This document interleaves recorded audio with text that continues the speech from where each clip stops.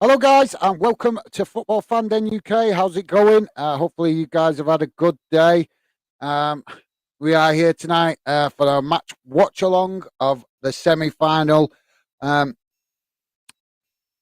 EFL Cup game with Southampton v Newcastle United. So, guys, if you're just joining us, please do hit that like button, drop your comments in the chat. Be great to hear from you. And also, don't forget, drop your score predictions in. It's a cup game, and as you guys know that come on the channel quite regular, when we have a cup game, you guys, I invite you guys to give us a score prediction with your head and your heart, because obviously in cup games, there's a little bit more rides on it with it being a one-off game. So yeah, guys, hopefully we'll hear from you shortly. The game has just started. We are 30 seconds in. I can see that Anthony Manzano is in the chat. Hello, Anthony. Great to see you, mate. Welcome to Fanden. Pleasure to have you involved. Let us know which club you support, mate. Welcome to Fanden. Always great to see new people in the chat. I'm not sure if I've seen you in the chat before on the channel. So if you have and I'm not remembering, my apologies, mate. But if you're new, welcome to the show. Welcome to the channel. Great to have you with us, mate. Stevie's also in the chat. How's it going, Stevie? Great to have you with us also, mate. Obviously, as I always say, really appreciate the work you do behind the scenes. So hopefully, guys, this will be a cracker. Just bear with me a second. I'm going to bring the team news up for you, and then I'll give you a quick update on the game as it progresses as well. So just bear with me a second, guys. I'm just going to share the teams.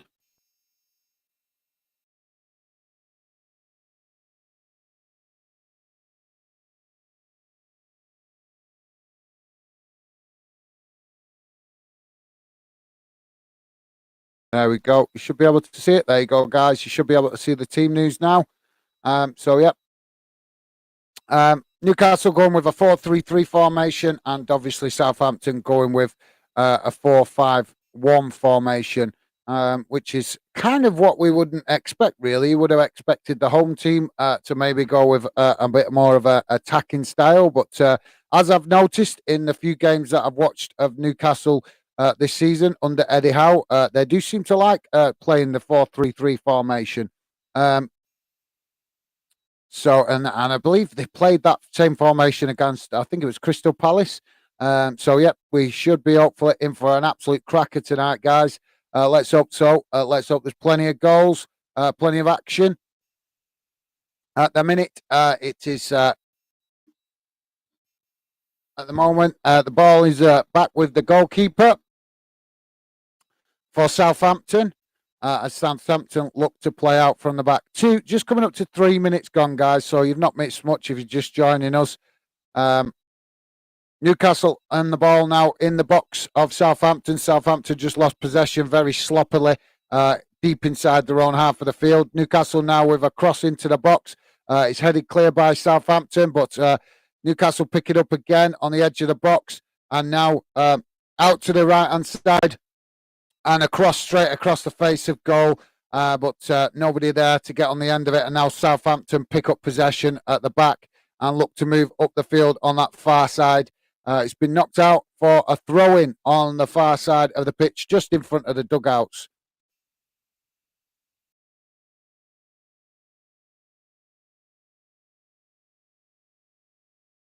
So a good start from Newcastle early on in this one, guys. But I'd expect both teams to be well and truly up for this one. Southampton with the ball, moving the ball up the field, and a bit of a clumsy challenge, and they'll lose the possession to Newcastle. And now it's out on this near side of the pitch.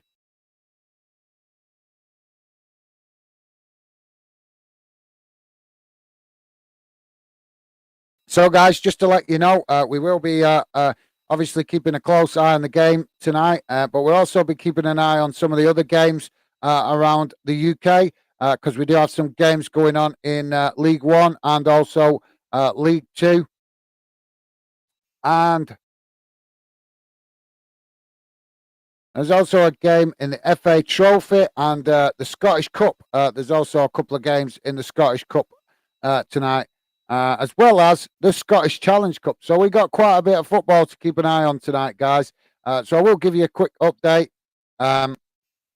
We just got an injury at the minute for a Newcastle player. So while we wait for the Newcastle player to receive treatment, I will give you guys a quick update what is going on around the UK in other games. So in the FA Cup, the third round replay between Accrington Stanley and Boreham Wood is taking place tonight. That's 16 minutes in, still 0-0. In League One, Bolton 1-0 up against Forest Green. Awesome. Love to see that. Burton Albion v Peterborough and Cheltenham Town v Sheffield Wednesday, as well as Exeter City v Barnsley. All them games postponed tonight. Fleetwood taking on Portsmouth. That's still 0-0. Ipswich 2-0 up against Morecambe. Milton Keynes 0-0 with Shrewsbury Town. Port Vale 0-0 at the moment with Derby County. Wycombe Wanderers 0-0 with Oxford United. So that brings you up to date with League One. In League Two, Wimbledon v Walsall match postponed. Carlisle 1-0 up against Hartlepool United. Colchester 0-0 with Salford. Crawley Town v Grimsby Town is postponed. Stockport County 0-0 with Bradford City. Swindon Town postponed v Stevenage. Boreham Wood taking on Dorking Wanderers. That is also postponed, but that's probably because of Boreham Wood taking part in the FA Cup replay. Bromley, and that's obviously to do with the National League. In the FA Trophy, it's currently Banbury United. Colville Town that game has not kicked off or has been postponed. Scottish Cup, Elgin City 0. Drumchapel United 1. Lithgow Rose. Don't even know how to pronounce some of these Scottish names. Lithgow Rovers Ross, with Wraith Rovers is 0-0. And in the Scottish Challenge Cup, it's Dundee v Dunfermline, and that is also 0-0 at the moment. So there you go, guys. That's a quick roundup of what's going on around the UK. Like I say, guys, plenty of football to keep an eye on tonight.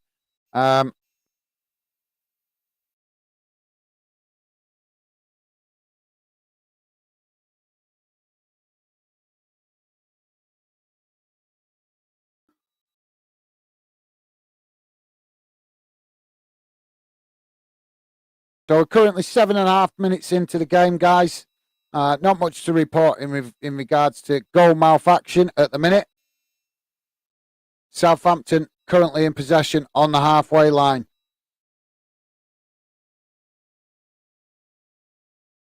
Oh, sloppy play there from Southampton, passing it out to this near side. Really sloppy pass, and Newcastle pick up possession. But Southampton showing that they're not going to be a rollover tonight, and they managed to get possession back very quickly and look to try and break on Newcastle. But Newcastle with plenty of men behind the ball at the minute. Southampton currently in possession midway inside the Newcastle half, and they've just lost possession again. So not much. Like I say, guys, the ball kind of switching between the two teams in the early stages of this one. And a cross comes in from Southampton, but goes right past everybody out to this near side. And now Newcastle in possession as they look to move up the field.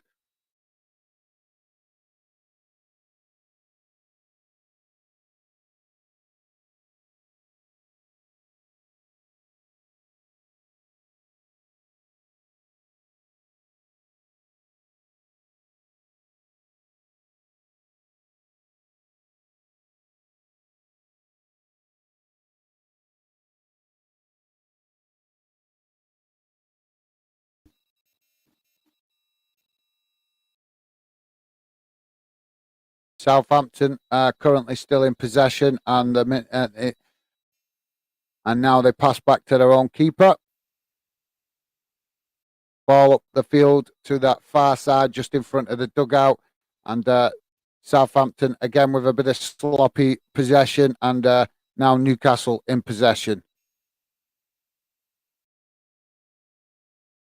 Newcastle with a long ball forward, but it's cut out by Southampton, and now Southampton looking to break on Newcastle up the field at speed.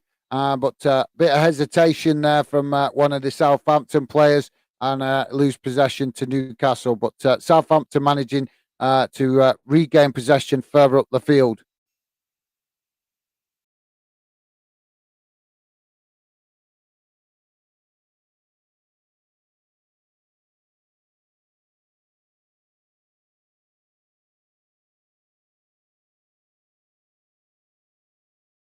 Newcastle now with a throw-in on this near side.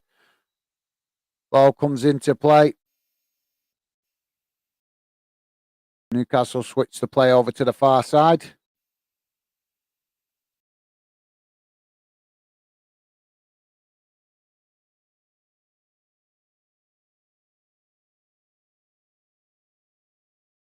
Long ball up the field for Newcastle, straight to their forwards, but they're unable to latch on to that pass.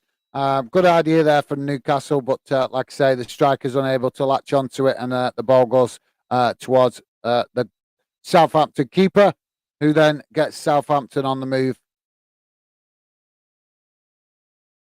Southampton now with a long ball forward, but yeah, again, similar thing, and it ends up back with the Newcastle goalkeeper.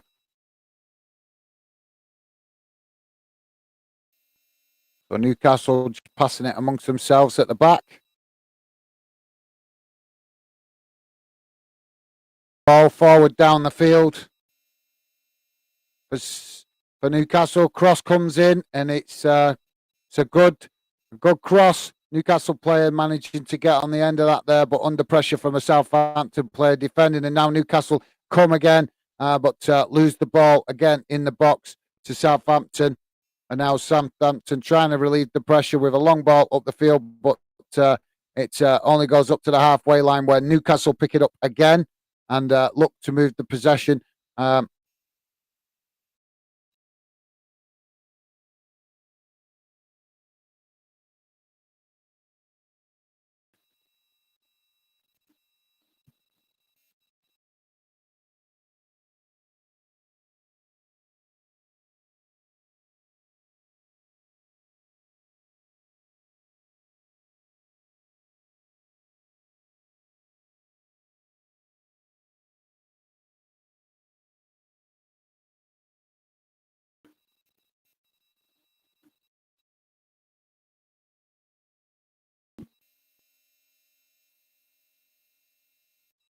So the referee just stopping play at the minute for a coming together of players.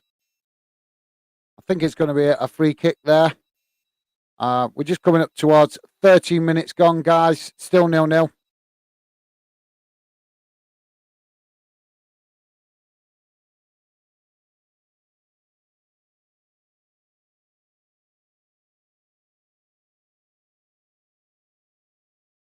Stevie there with Stevie saying, do you have a score prediction, Gaz? I'm going for 2-1 Newcastle.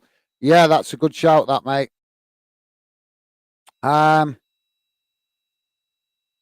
What can I go? What should I? But yeah,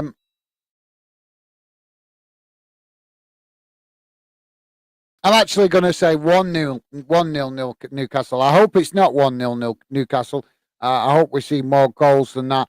But I am going to say 1-0 Newcastle for this one.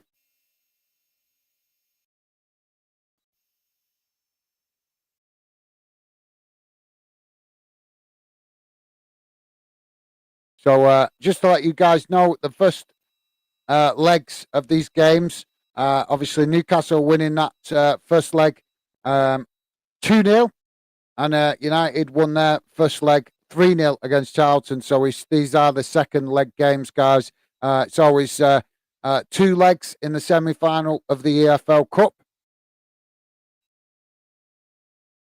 So Newcastle in a strong position, but I'm sure Southampton will want to be making home advantage count. And now Southampton on the ball, midway inside the Newcastle half of the pitch. Ball comes into the box, but a bit of a poor touch from the Southampton player in the box, and the ball ends up with the goalkeeper. So, yes, Stevie, I'll go with 1-0, mate, to Newcastle, although I'm not expecting to be right tonight with the day I've had. But, 2-1's a good shout. Like I say, with Newcastle being the team in the ascendancy from the first leg, I would expect them to grind this out and make sure that they attend the first final that they've been involved in for quite a few years. I'm not exactly sure how long it's been since they've been involved in a final, but I know it's been a while. But it's been a while for both of these clubs, to be fair. Newcastle now with the ball out to this near side. Cross comes into the box. Oh, and it's a good cross, but nobody able to get on the end of it. And the ball goes out on the far side for a throw-in. 15 and a half minutes gone, guys. Still 0-0. If you're just joining us, please do hit that like button, drop your comments in. Be great to hear from you. And I also welcome any score predictions from you guys before we get too deep into this game. Be great to hear your thoughts for score predictions. Like I say, the first leg finished 2-0. So Newcastle in the stronger position going into this second leg. But as we know, guys, in cup games, anything can happen. Mini Mo, welcome to the show, mate. Great to have you with us. Always a pleasure. Mini Mo is saying, evening, hope Southampton win tonight. Oh, cool. Well, that's good. That's nice to hear, mate. Yep. So, like I say, it's a tough ask for Southampton because, like I said, 2-0 down from the first leg. But it's not impossible. They've got home advantage, so if they can make that count, they can certainly get themselves back into this. But yeah, both of these clubs, to be fair, desperately in need of some opportunity to get to a cup final to obviously give their fans something to shout about. But yeah, Minimo, thank you very much. Always a pleasure to have you involved, mate. And like I say, still plenty of time for Southampton to turn it round if that's what you're hoping for tonight, mate. Southampton now in possession, ball up the field. But it's intercepted by the Newcastle goalkeeper who kicks it right back down the other end of the field. And now Newcastle pick up the possession on the halfway line.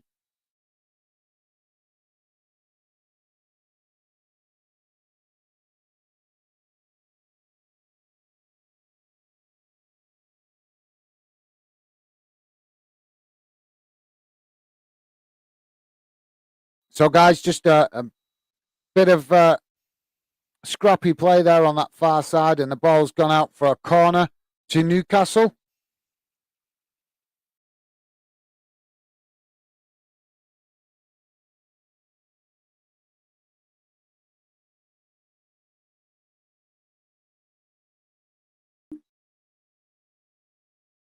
It's a bit strange seeing Newcastle playing this kit, this gold and blue kit. It reminds me of a kind of kit that Wolverhampton would wear. Cross comes in from the corner, and it's knocked away by the goalkeeper. But now Newcastle with another opportunity from the near side of the pitch.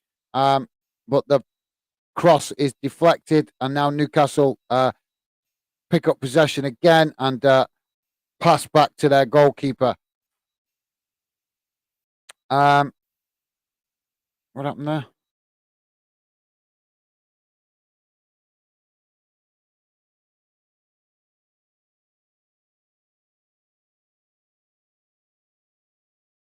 All right. I'm sorry, Mini Mo. Sorry, I saw you'd put another comment there, but it seems to have disappeared. Southampton now in possession.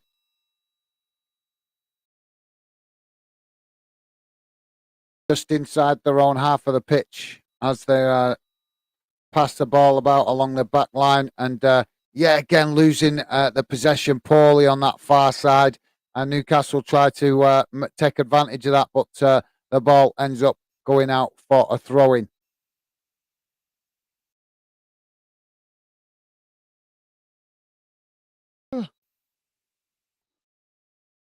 So now Newcastle take the throwing ball, switched over to this near side. as Newcastle tried to build again from midway inside their own half of the pitch. Moved the ball up the field, and this good opportunity. Ball out to this near side. Newcastle looking to get the ball into the box, and it's a bit of a wasted opportunity there as they pass the ball towards this near side of the goal. And there's a little bit of a coming together with the players and the goalkeeper. So we're just seeing, I think the goalkeeper's just about to receive some medical attention. So we'll that's a perfect opportunity to come back to the chat. Joey, welcome to the show, mate. Great to have you with us. How's your day been, mate? Hopefully you're doing all right. Joey's saying, evening, guys. Are we doing heads and hearts predictions? Absolutely, mate. Yes, absolutely. Always when we do the cup games, going to try and encourage that. See if you guys like it. We may change it in the future, but at the moment, I think we'll try and stick with that because it's something a little bit unique and different in it. So yeah, whenever we have the cup games, let's give it a whirl for a while. See if it's something you guys like. So yeah, Joey, give us a prediction, mate, with your head and your heart. I've gone for. I actually said 1-0 Newcastle. I think I've no preference in this game. Both clubs well deserving of reaching a cup final. So I have no preference, but obviously Newcastle have got, been playing really strong this season, full of confidence. So I would expect them to maybe just edge it. So yeah, I would say Newcastle 1-0.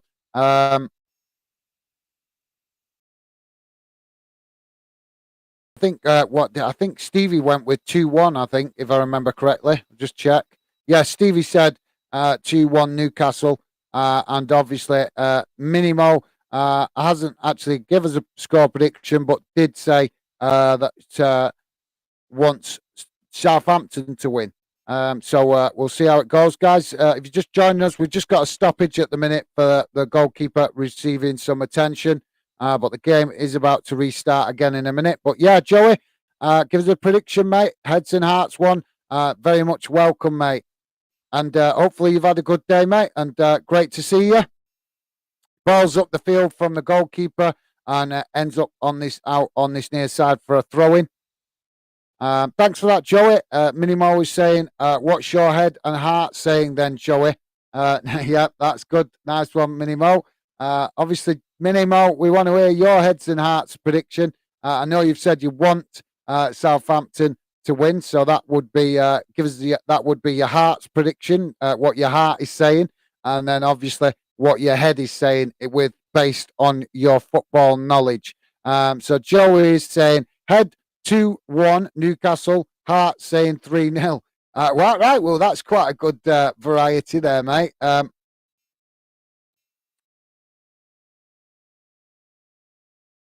All right, so Hart is saying you would like Southampton to win then 3-0, which would, if that was the prediction, if that prediction was correct, mate, that would see Southampton go through to the finals. So yeah, that's a great prediction, mate. I'm curious to know if there's if that prediction's based on you thinking that maybe if Southampton win it. It might take a little bit of confidence out of Newcastle for the rest of the season. Maybe is that why your heart's saying that, mate? Maybe, obviously, Joey, being a Liverpool fan, maybe hoping that Newcastle just drop a bit of intensity to give Liverpool a chance to sneak up and steal one of them European Champions League spots in the league. I'm not saying that is the case, but I'm just saying that's a possibility that might be how Joey's thinking. But yeah, that's a great prediction, mate. Head saying 2-1 Newcastle, heart saying 3-0 Southampton. So yeah, that's a crack of that, mate. Joey saying, hi, Minimo. Absolute nice one, Joey. Like I say, always great to see you guys making the effort to get talk amongst yourselves in the chat and get to know each other. The ball is currently on the far side with Southampton. But Southampton under pressure from Newcastle, and it's gone out behind.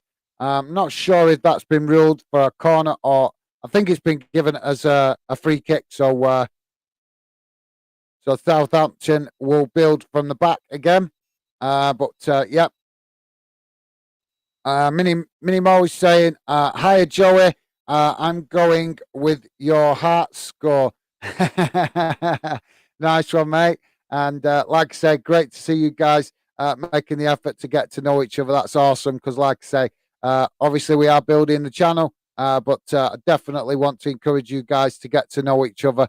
You may support different clubs, as I've said many times, but we all love football, so there's no reason why you guys can't become mates and enjoy the beautiful game together, as well as get to know each other so that you can enjoy a bit of friendly banter between yourselves as well, the more you get to know each other. But thanks for that, Minimo. Awesome, that, mate.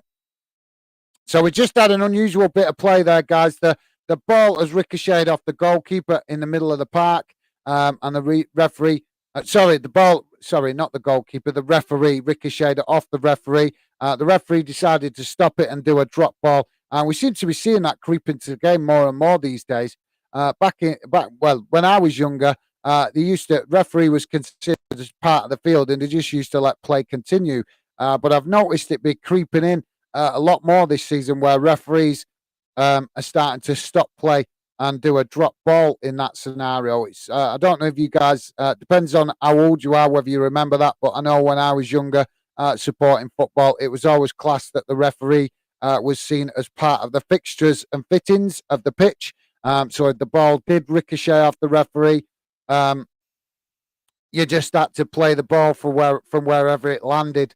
Like I say, we do know we're very much aware, aren't we, guys, that the FA and the AFL are micromanaging everything in football these days. So, like I say, it's becoming a more regular thing now that referees are stopping play when their ball does ricochet off them. Southampton currently in possession, deep inside their own half. Pass back to the keeper, and the keeper with a long ball up the field out to that far side, and now it's been knocked out on the far side, close to the dugouts for a throw-in to Southampton.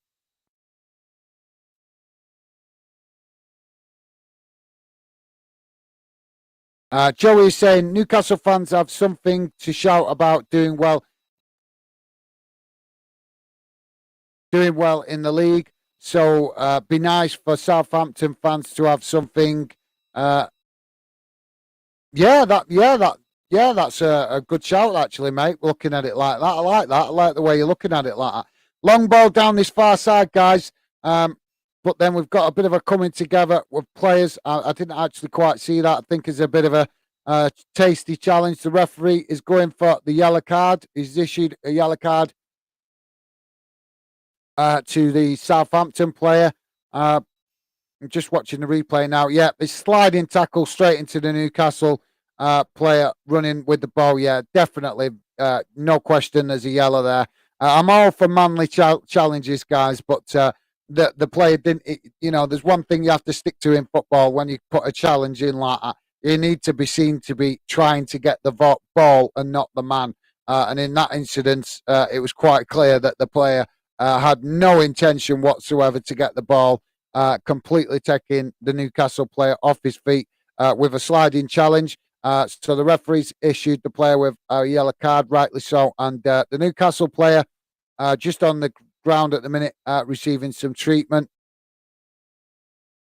With 28 and a half minutes gone, guys, still 0-0. So plenty of time for goals to come in. Looks like the Newcastle player might be in some distress here with his ankle. Let's hope he can continue. Just the initial shock of the challenge. Hopefully he can walk that off.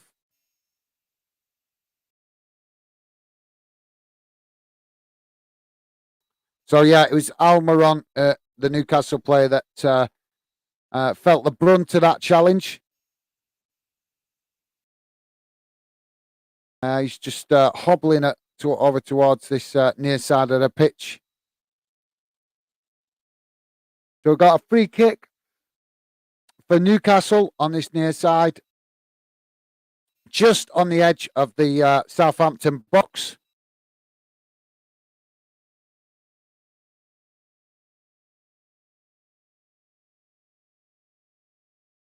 So free kick taken, cross comes in, but it's headed away, and it's just headed up the field. But both sets of players in a bit of head tennis, and finally the ball drops to the ground with Newcastle.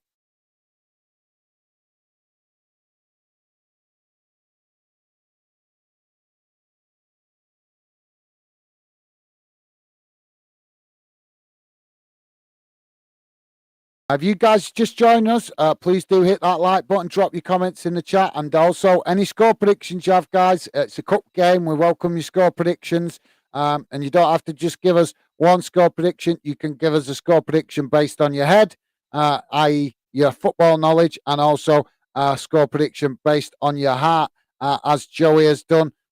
So, yeah, that's something we're trying out on the channel with cup games. Newcastle currently in possession on the far side of the pitch, just passing the ball about amongst themselves. The cross comes in towards this near side, but it's Southampton who pick up possession and look to get up the field. And now we've got a stoppage for a challenge. I think it was involving Newcastle player Trippier. Right, I've just seen the replay. Yeah, it's an elbow to the face of the Southampton player.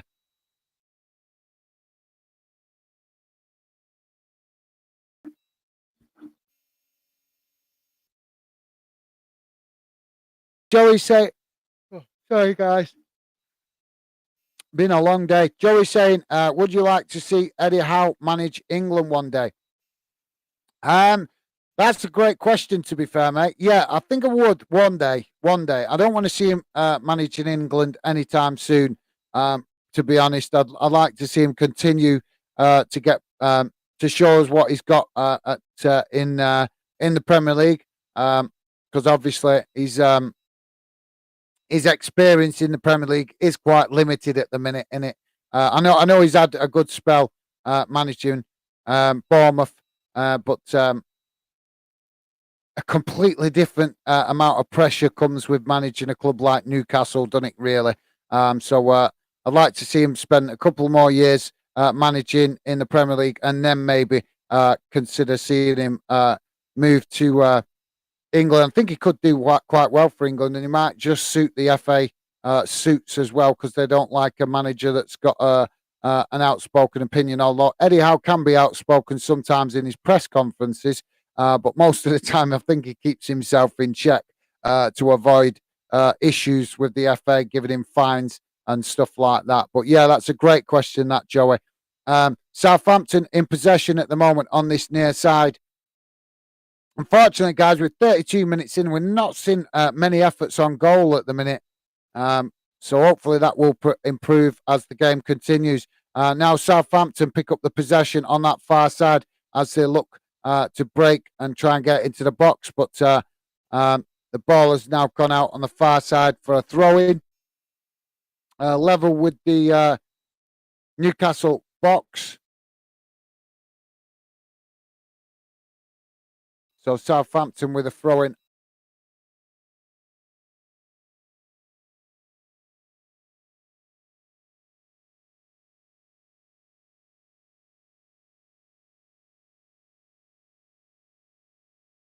Long throw-in straight into the box. And it's Newcastle that come away with the possession, and now they're looking to counter-attack on Southampton down this near side of the pitch. And Southampton have managed to get bodies back, but Newcastle still on the attack.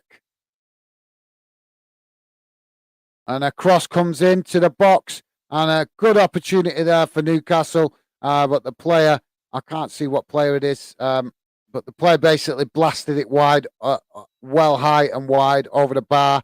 And that's a bit of a poor effort, really, from what was a well-worked opportunity down this near side from Newcastle.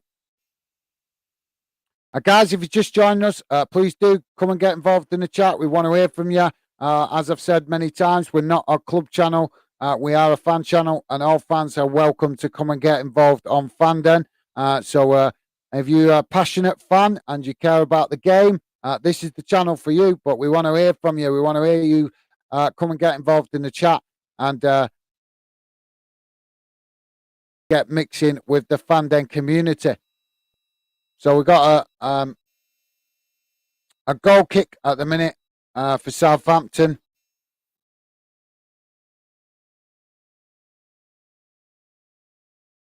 Ball up the field now, Southampton on this near side. Taking a shot on the edge of the box, but it's a bit of a poor effort. I'm not sure if it actually took a deflection there, to be honest. It may have took a deflection, but it don't look like the best effort. Yeah, I think it did take a deflection, and it's gone out on the far side for a corner to Southampton.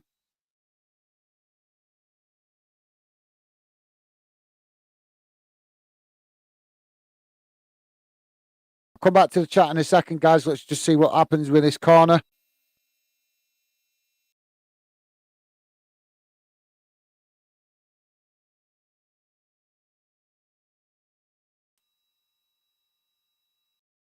So Southampton to take the corner. I think they were planning to take it short there, but I've decided otherwise. And now the corner comes in. It's an outswinger, I think. And the ball is ricocheted out from the melee of players in the box. And Southampton managing to keep possession.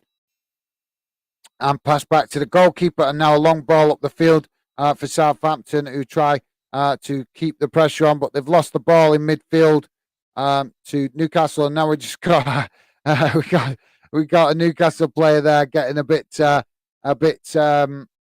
high rate, shall we say, and it's resulted in the Southampton player getting booked, and in a way it is deserved. Just seeing the replay now, is being. I don't know what the Southampton player is even thinking there, the way he's got his hands all over the Newcastle player. So it's Carlos Alca who's got booked for Southampton.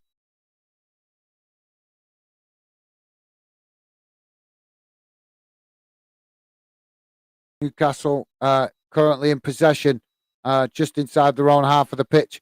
Ball down the field to this near side as they look to try and create an opportunity,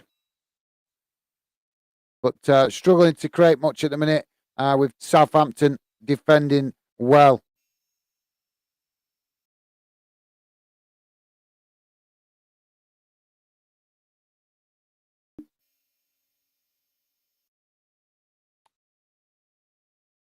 Newcastle now in the box. Opportunity blocked, and now Southampton come away with the ball. So Joey is saying, would you like to see Eddie Howe manage England one day? I didn't read that comment. Oh, I did. Yeah, it's the delay on the thing. Sorry, guys. Joey's saying, yeah, agreed, guys. Be nice to see Gerrard one day. Absolutely, yeah, definitely want to see Gerrard manage England one day, but I think we don't want to add that kind of pressure to him yet. I was disappointed to see him to go to Southampton, to be honest, mate. I'm sure I've said this before on the channel. I think he was doing good up at Rangers. I think he should have just stayed there. And I'm hoping he's wise enough not to take another Premier League job anytime soon. I'm hoping that he realises that it's probably better for him to just take a job maybe in the Championship or League One. Or possibly even go back up to Scotland again and just get an opportunity for Newcastle coming into the box. Oh, and it's a goal.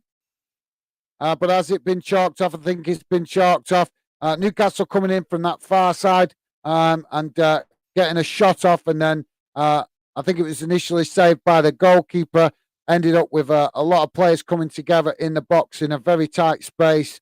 Eventually, the ball was bundled into the back of the net. But I think it's been ruled offside, and we've got a Southampton player down right in front of goal with some kind of injury. Joe Linton protesting the goalkeeper. Sorry, the referee. Sorry, we're getting a bit confused tonight, guys, with how I'm describing things. I'm very tired tonight, but trying to keep the consistency going. So I might not have my best commentary performance or tonight, but like I say, as I've said before, I'm sure that we to stay focused with the channel. There is going to be the odd occasion when I might be doing streams where I've not had enough rest, but that's part of trying to stay consistent so we can get the Fandom project moving in the right direction. So hopefully you guys understand. I'm sure you guys do. You're all busy with your own lives, working and other commitments as well. So you know exactly how it is sometimes. And at the minute with the Fandom project, I'm practically working 7 days a week. So I'm barely even getting a day off, really, unless I actually take a day where I don't stream when on a day when I'm not working, if you know what I mean. But that's fine. I don't mind doing that because I'm very focused and committed and passionate to achieve something special and unique with the Fandom project. And like I've said many times, guys, I want you guys to feel a part of it. And the best way to get it going is trying to stay consistent. So that's all sorted in the box, guys. The game has restarted, and now the ball is up the field with Newcastle deep inside their own half. So while we wait for some more goal mouth action, I'll come back to the chat. But yeah, with regards to what you're saying, Joey, I would absolutely, definitely want to see Stevie Gerrard manage England one day. But I would love to see him just show a bit of football wisdom, really, and recognise that there's no rush for him to manage a big club in the Premier League, a club where he's going to have that kind of pressure, what we saw him have at Aston Villa. I'd love to see him just be content with a championship job, maybe even a League One job, just to get 2 or 3 years more experience. And also, it would be because he's played in the Premier League for so long, all of his career, basically, his footballing career as a player. I think managing down the lower leagues would give him a great opportunity to get to know some of the talent down there that might not be getting discovered, to help him in the future when he does move into a Premier League job. But unfortunately, it's very fashionable these days, isn't it, to take that gamble of managing a Premier League job, Premier League club. But I, like I say, I have nothing against him managing a Premier League club. I'd just like to see him get that experience so that the next time he does take on a Premier League job, that he's got a better foundation of knowledge. Obviously, we know with his football experience as a player, he's got a fountain of knowledge there to tap into. But I think it's also fair to say that there will be plenty of players in the lower leagues that he doesn't know simply because he's played at the top level all of his career. Just a bit scrappy at the minute, guys, between the two sides on the far side. Newcastle currently in possession, deep inside their own half of the pitch. They managed to come up with it after a little scrappy spell over there. And now they moved the ball up this near side of the pitch with a long ball forward. And I think it's Trippier that's on the ball, I think, but I can't see the player's name. But Newcastle's still on this near side. They've been down this near side a couple of times now, so maybe they've identified that as a Southampton weakness. And now they switch the play out to that far side, but it's in vain as the ball goes out for a throw into Southampton. And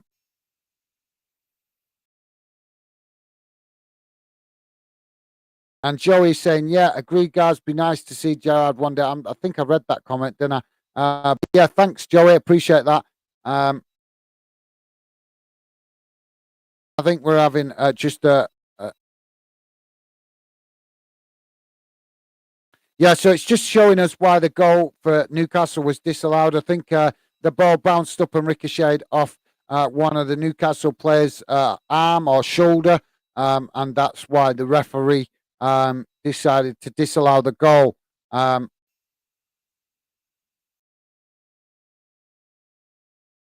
So Joey is saying, wouldn't that be great? Gerrard wins World Cup with England. Yeah, that would be awesome, mate. It would be awesome, wouldn't it? Gerrard manages come and do what nobody's done since 1966. That would be awesome. And I'm sure that would also make up for his efforts as an England player, where unfortunately the managers that managed him didn't manage to get those players to show their best, to work as together at their best, should I say, to get the opportunity to win a trophy. Right, so guys, we've just got a stoppage on the far side at the minute in the Newcastle half. Basically, a ball bobbling about in the air, and the Southampton player running onto it. He wasn't actually in possession of the ball, but the Newcastle goalkeeper has come racing out to try and claim that ball, and they've ended up clattering together, and it's the Southampton player that's come worst off from that challenge. And we're just seeing that Kyle Walker-Peters has also received a yellow card, so maybe that's through some kind of protest or something. But let's hope the Southampton player on the ground is okay. I'm presuming it might be it may be a head injury, because it looks like the medical staff are very reluctant to move him at the minute, and he's lying flat on the pitch. So let's hope, fingers crossed, guys, the player's going to be all right. We're up to the 45 minutes, guys. We've got 4 minutes added on time. The player is sitting up now. He's looking a bit dazed, so he may be a bit concussed. Like I say, let's hope it's nothing serious. We want feisty football. We want competitive football. Of course, we do. As fans, we want to see the best players on the pitch, but we don't want to see players picking up serious injuries, if possible, because how are we meant to see clubs competing at their best if they have a lot of injuries? So we don't want to see that happen, preferably. But yeah, absolutely, Joe. That would be awesome, mate. I've got to agree with that, because, as I'm sure you're aware, I'm a massive Stevie G fan. I've got a lot of respect for him staying at Liverpool and showing the loyalty that he did when as a player. So yeah, absolutely. Would love to see Steven Gerrard achieve good things in his management career. Minnie Mo is saying, Joey, I'm not English, so Southgate must stay. Well, yeah, fair enough, Minnie Mo. I think you're Scottish, aren't you, mate? If I remember correctly. I'm sure that you're Scottish, but as I'm sure you're aware, mate, with the England manager's job, it's just an ongoing debate, because a lot of England fans, nothing against Gareth Southgate. He is doing a great job with the England team. But I don't know. I think some England fans are thinking like me, that he just hasn't got that fire in the belly to help England get to that last finish line, shall we say, to actually win a trophy. He's getting us close to it, but I just don't think he's got the fire in the belly to actually inspire the players to get it over the line. So like I say, that's quite kind of why the debate about the England manager is ongoing. But I'm English, mate. I am English, and I want to see Scotland do well. I'm not lying with you there, mate. I'm genuine. Yes, when they play England, that's a different story, because that's a one-off game. But as long as Scotland, Wales, and Northern Ireland are not playing England, the rest of the time, I want to see those UK nations doing the best they can and achieving success. Because it's better for us as fans of UK football if more UK nations get into finals of competitions, so we can enjoy football more when the international breaks come round and the international tournaments. So for me, yes, England fan, want to see England do well and try and win a trophy, but I also want to see Scotland and Wales, as well as Northern Ireland, also improving and competing better in international football. And yeah, absolutely would love to see Scotland getting to start improving and getting to knockout stages of competitions at World Cups and European tournaments. So yeah, but thank you very much for that, Minnie Mo. Don't mind that. No, nothing wrong with a bit of banter. And as Joey's saying, no, Minimo, Southgate must go, laugh out loud. Yeah, I've got to agree with you, mate. I've nothing against Southgate. I've said it several times. For me, um, he's just the FA yes man. I want to see a manager with a bit of fire in the belly, and I can't help that. Maybe it's because of my personality, but I was not happy when the FA stitched up Sam Allardyce because, in my opinion, they did. They stitched him up. Um, and he was never going to be given a serious opportunity with the England job. And yes, obviously, I'm going to favour Sam Allardyce a little bit more because he was a Bolton manager. But that's not just because he was a Bolton manager. It's because I've seen what he achieved with Bolton. And I think that he is the kind of manager that could help England finally get across the line and win a trophy. I'm not saying it's definite, but when he got the job, I did think that he might be just the perfect manager to help England improve and get to a final and actually win a tournament. But that's just my humble opinion. You guys might think differently, and you're entitled to your opinion. I might not agree with it, but I will always respect it. But thank you for that, Joey. Joey also saying, "What's your national team, Minimo?" As I thought it was Scotland.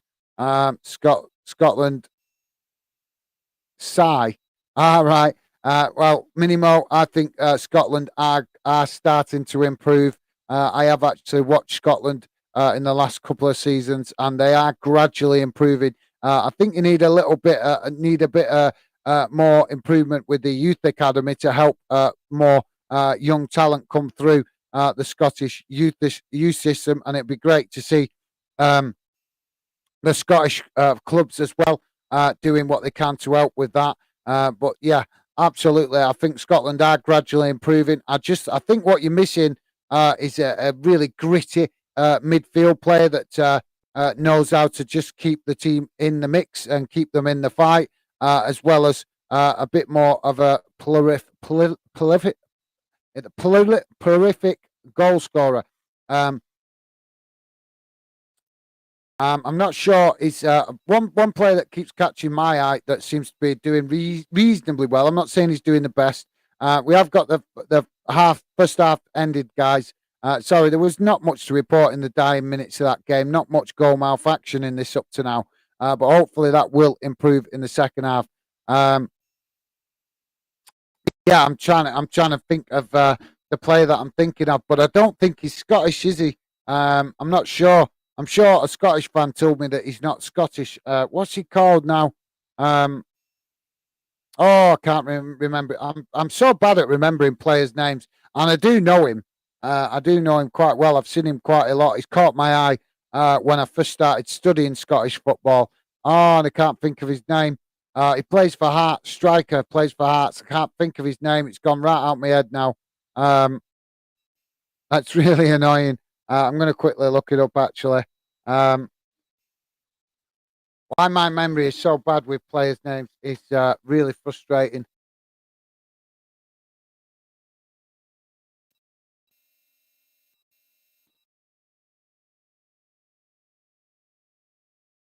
Just bear with me a second, guys. I'm just wanting to. What's he called now? Come on, this is.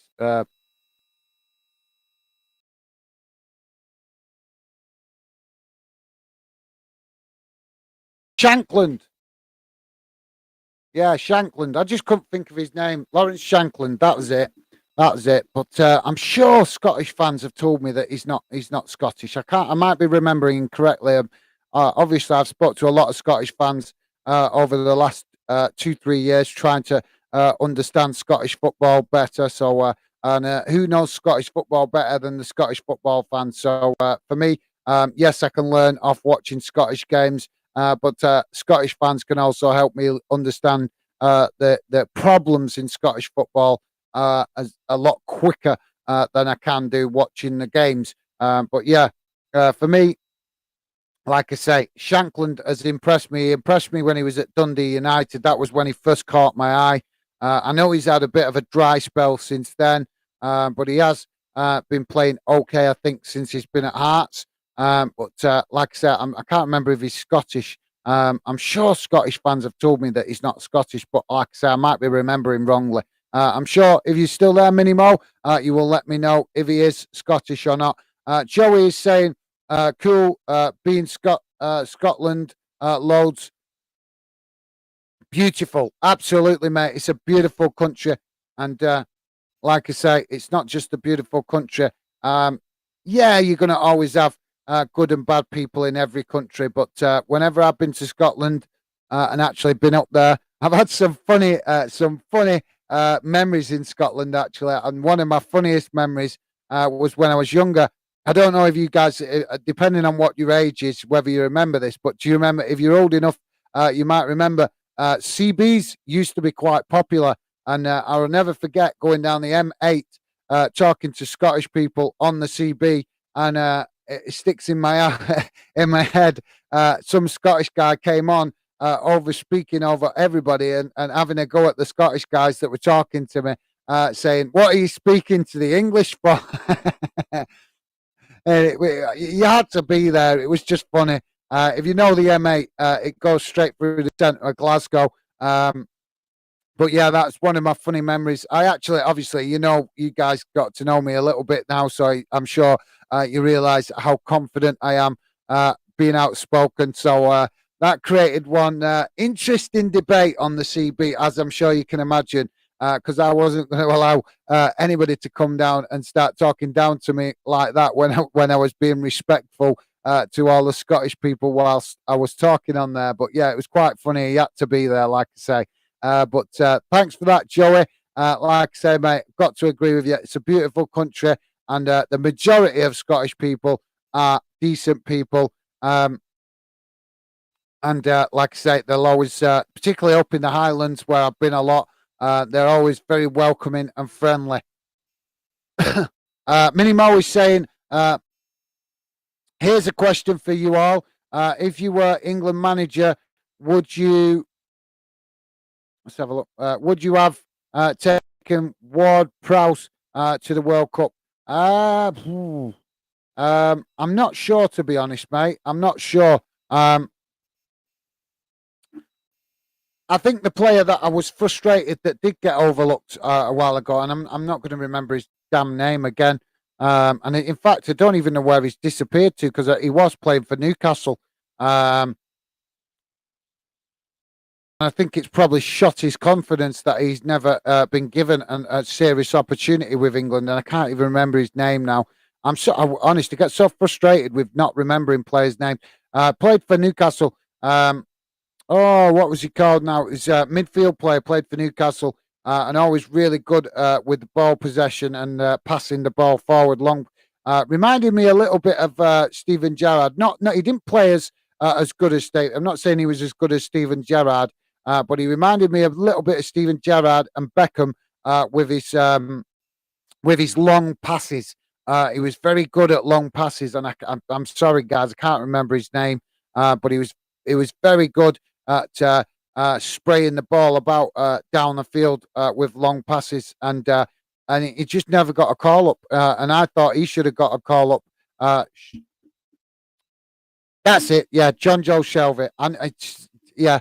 I think John Joe Shelby, with the right manager, could have improved a lot. I think he's coming towards the back end of his career now, so then that opportunity may have gone by. But I thought while he was playing well for Newcastle, he deserved a call up. I'm not saying he deserved to be a regular in the team, but I did definitely think that he deserved an opportunity to show what he could do, especially when you consider that sometimes England would get themselves in situations in games where they didn't always play at the best.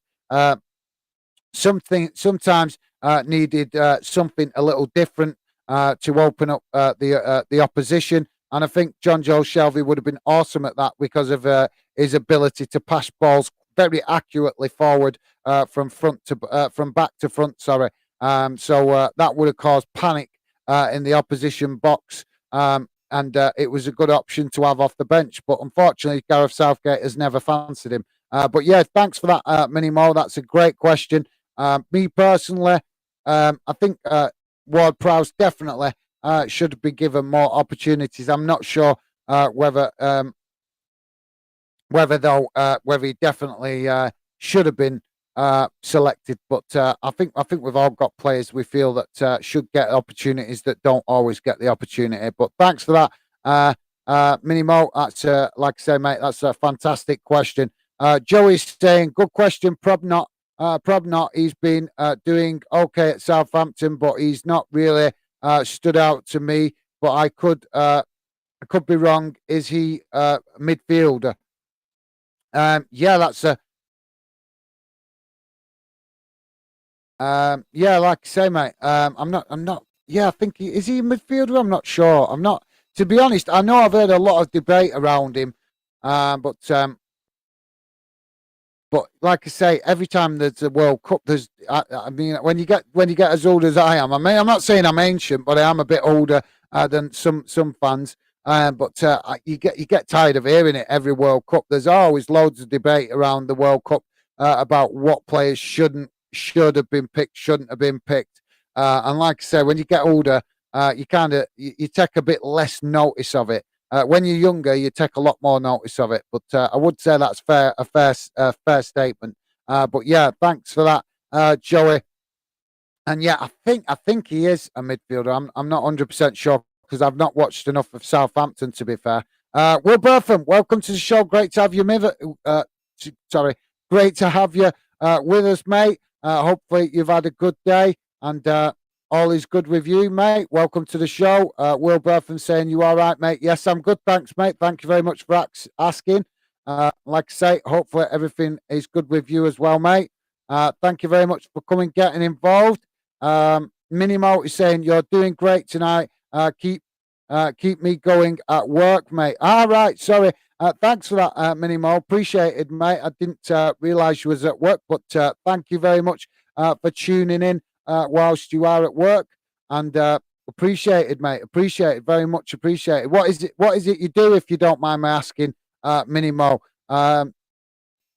Obviously, if you don't want to say, that's fine. I respect that, mate. But yeah, if you don't mind telling us what it is that you do, that would be great. Thanks for that, mate, and appreciate the positive encouragement, mate. Honest, can't say that enough. Joey is saying, you on a night shift, Minimo? Yeah, would presume so, or maybe a late shift. Minimo saying, finish at 9:30, Joey. Awesome. Well, at least you're not there all night, mate. But yeah, good to hear that you will be finished and be able to go home and chill with the missus. So yeah, thank you for that, guys. Awesome. Like I say, I can't say it enough. I really do appreciate you guys making the effort to be positive with each other in the chat, because like I've said a number of times, yes, Fandent is about the project, but like I said, an important part of it for me is helping you guys meet positive fans, and we build a really positive community, and seeing you guys making the effort to embrace that idea really encourages me to keep going. So thank you to you guys, especially you guys in the chat right now, Minimo, Joey. It is appreciated, and it doesn't go unnoticed, guys. I really appreciate you embracing the principles of the project. So thanks a lot. Joey's saying, not too bad. You nearly there then? Absolutely, mate. Soon be able to go home. Minimo is saying, are you covering the Man City v Arsenal game on Friday night on here? I think I might be, mate. I think I might be. I think it's if I remember rightly. Obviously, I don't look too far ahead. I only look two or 3 days ahead, so I don't get overwhelmed thinking too far ahead. Because obviously, as you guys know, I'm trying to be as consistent as possible. So don't want to be thinking too far ahead. But yeah, I think I am. I'm going to be free on Friday night. I think it's Saturday night that I'm busy. So yeah, I think it's Saturday night that I won't be available, but I'm not sure if there is actually any games on Saturday night. So, but yeah, I think Friday is good, Joe, Minimo. So hopefully, yeah, I will be doing the match watch along. I'm not sure. I haven't looked that far ahead. Like I say, I only look 3 days ahead. Normally plan it like that half a week, and then the second half of the week, if you get my meaning.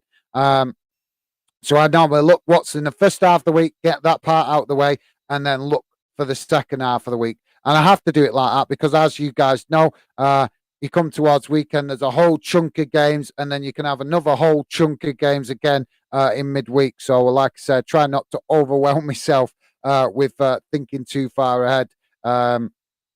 Help keep my head clear to help me keep focused on improving. But thank you very much for that, Minimo. And yeah, hopefully we will be here Friday for that game. Joey is saying City v Arsenal, that should be a cracking game. Yeah, it should. That's a league Premier League game, that, isn't it, on Friday? So yeah, that should be a cracker. I think I did glance at it, but like I said, guys, I do. I try to resist looking too far ahead, so that I'm not getting confused with the fixtures. But thanks for that, Joey. Joey's also saying halftime Bolton winning, Gaz. Yeah, I did have the scores on before to go around the grounds. Oh, hang on a minute. I'm on the wrong day here. I look back, didn't I? Sorry, I look back to look at the League Cup results the other week because I couldn't quite remember. Yeah, Bolton still winning 1-0. So, yeah, thanks for that, Joey. I did see that they'd gone 1-0 up early. I was hoping they might have scored one or two more, to be honest, to make it a bit more comfortable, especially against Forest Green, because with no disrespect to Forest Green, but when we went to their place, they managed, if I remember rightly, I think they managed to get a draw or a win against us, actually, when we went to their place. I can't remember now. But obviously, you know, club like Bolton, you'd like to think we've got bigger ambitions than just playing Forest Green, and that's no disrespect to Forest Green, but they have a veggie club, and I'm not a big fan of that. I'm a guy's guy, a bloke's bloke, if you know what I mean.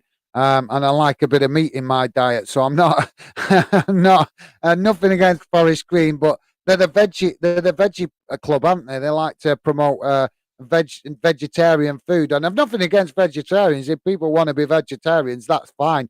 But I'm not really very enthusiastic about clubs using it as a way to promote themselves. But fair play to Forest Green. It is something new, something a different tactic. So you can't take at least they're thinking outside the box. But yeah, like I said, for me, I'm not a big fan of the veggie club in that respect. Apparently, if you go to the Forest Green, you cannot buy anything meat. Everything is veggie. So if you want a pie at half time, you've got to have a veggie burger. And that doesn't that doesn't appeal to me at all. If I go to a game, I want a good old fashioned traditional meat and potato pie.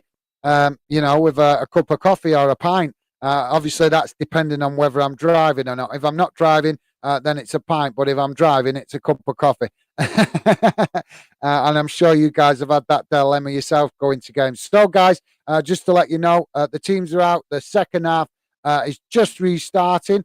So we'll be keeping an eye on that. Sorry, Minimo, I'm missing your comment there, mate. But yeah, thanks for that, Joey. Appreciate it. Let me know Bolton's still in the lead. Minimo saying Haaland to score. Obviously, Minimo definitely looking forward to the game with Arsenal and City on Friday night. That is up. Yeah, you're right, guys. It's going to be an absolute cracking game. That I'm surprised it's being rearranged to Friday night. I'm surprised the police have allowed it because obviously, but then again, it's not local rivals, is it? So maybe that's why. Minimo is saying, what about Aberdeen v Darvel last night, Gaz? Shocker. I actually, I missed last night's football because I was actually catching up. If you guys don't know, we just started the counter-attack league yesterday. So last night I didn't even check any results. I was busy arranging with the guys who were involved in the counter-attack league for their fixtures. And I was also busy doing edits and just basically catching up on stuff that I do that needs to be done off screen that you guys don't always see. So I was basically quite busy last night catching up with a lot of that. So I didn't really take much any notice of last night's games. But yeah, what happened in that? You've got me curious now, mate. Let's have a quick look. All right. Oh, Scottish Cup. Yes, Darvel 1-0 up against Aberdeen. Oh, yeah. So that is a big shocker, isn't it? Aberdeen getting knocked out of the Scottish Cup early by a lower league team. That is, yeah. Thanks for pointing that out, mate. Because I do want, like I said, I do try to keep my eye on Scottish football as much as possible. I want to involve it in the Fandom project and want the Scottish fans to feel part of the Fandom project just as much as the English fans. But yeah, thanks for making me aware of that, mate. I didn't even know there was a Scottish game on last night, to be honest. Because it's Monday, isn't it? It's very rare that Scottish games are played on Monday. So I'm sure you're very much aware of that, Minimo. Anyway, but it is very rare, isn't it, mate, that Scottish games are played on a Monday night. So I didn't know about that, but thank you very much for pointing me out. And yeah, Aberdeen, honest, they let themselves down, don't they? They really do. That club is a club with plenty of potential and a good history. Obviously, thanks to the time that Alex Ferguson spent at the club many years ago. So they've got a rich history. But for me, the one club in Scotland that always disappoint me. Every year that they regularly qualify for Europe and regularly disappoint because they don't qualify. They qualify and then don't get past the qualifying stage. And for me, it's a wasted opportunity because if they're not going to give it everything to qualify, then another Scottish club should be given the opportunity to qualify that might actually take the competition more seriously. And but I'd like to see Aberdeen competing better in Europe. But like I say, they always seem to disappoint in the qualifying stage. But yeah, thank you very much for that, Minimo. Appreciate you letting me know that because I genuinely did not realise that there was a Scottish game. Because I'm sure you can understand that. You know yourself, there's very rarely that there's a Scottish game on a Monday night. Not to my knowledge. Mini Mo is saying Shankland is Scottish, Gaz.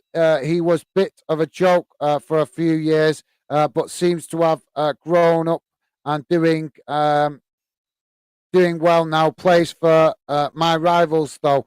Yeah, well, obviously, I know. Obviously, plays for Hearts, mate. But obviously, we were talking about Scotland, don't we? So I know he plays for the rival club to you, mate. But I'm sure when you see Scotland play, if he's going to help you guys get to a tournament more regular, then I'm sure you'd be happy to get behind him if he was wearing a Scotland shirt.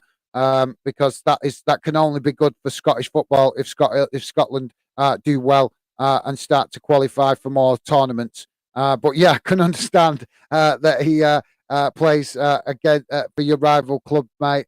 But like I say, I'm sure most Scots would agree with me that when Scotland take to the field, rivalries do get put to one side more than normal. Probably the only clubs that might not put the rivalries to one side is maybe Celtic and Rangers, but most of the other Scottish fans just want to see Scotland do well. But yeah, thanks for that, Minimo. Like I said, I may just have been getting confused, like I say, because obviously I've spoke to quite a few Scottish fans on social media and stuff like that, trying to speed up my knowledge a little bit, if you get my meaning. So maybe I've just got confused. But yeah, it's great to hear that he is Scottish because at the minute he's the most, I'm not saying he's the best Scottish striker, but he's the one striker that seems to be standing out a little bit more for showing that he may have what it takes to help Scotland improve in international football. But yeah, thanks for that, Minimo. Appreciate that. And that's why I love you guys getting involved because, like I say, we've all got football knowledge and we can all help each other learn more knowledge about football because you can never know everything. There's just too much to learn, isn't there, in football? So by creating a positive fan community, we can all share each other's knowledge and expand our own football knowledge. So top man, Minimo, really appreciate you letting me know that, mate. Billy Random Clips, welcome to the show, mate. Great to have you with us. Billy is saying, evening all. Evening, Billy. Welcome to the show. Great to have you with us, as I say, mate. Hopefully your night is going well. And it's like I say, mate, good to have you with us. And also, thank you very much for your positive comment on the video the other day. I did see it. Apologies, it took me a day or so to get to it. But sometimes, as you know, I'm working, I'm busy with my normal job. So I don't always get the chance to reply to messages straight away. But if I see you guys drop messages on videos and streams, I'm not on about the live streams. I'm on about, outside of the live streams. I will always make the effort to reply to you guys as soon as I can. But like I say, just letting you guys know, if you ever do drop a comment and I don't reply straight away, that is part of the reason, probably just because I'm busy working. And sorry, guys, just to let you know, Newcastle have just missed a sitter, Joe Linton, with a perfect opportunity in front of goal, and he's messed it right up. He literally yards from goal, 2 yards, and completely messed it up. The ball brought into the box, crossed right across the face of goal, and Joe Linton skied it well over the bar. We've seen quite a few players do that just recently, not keeping the ball down on the field. Joey's saying, hi, Billy.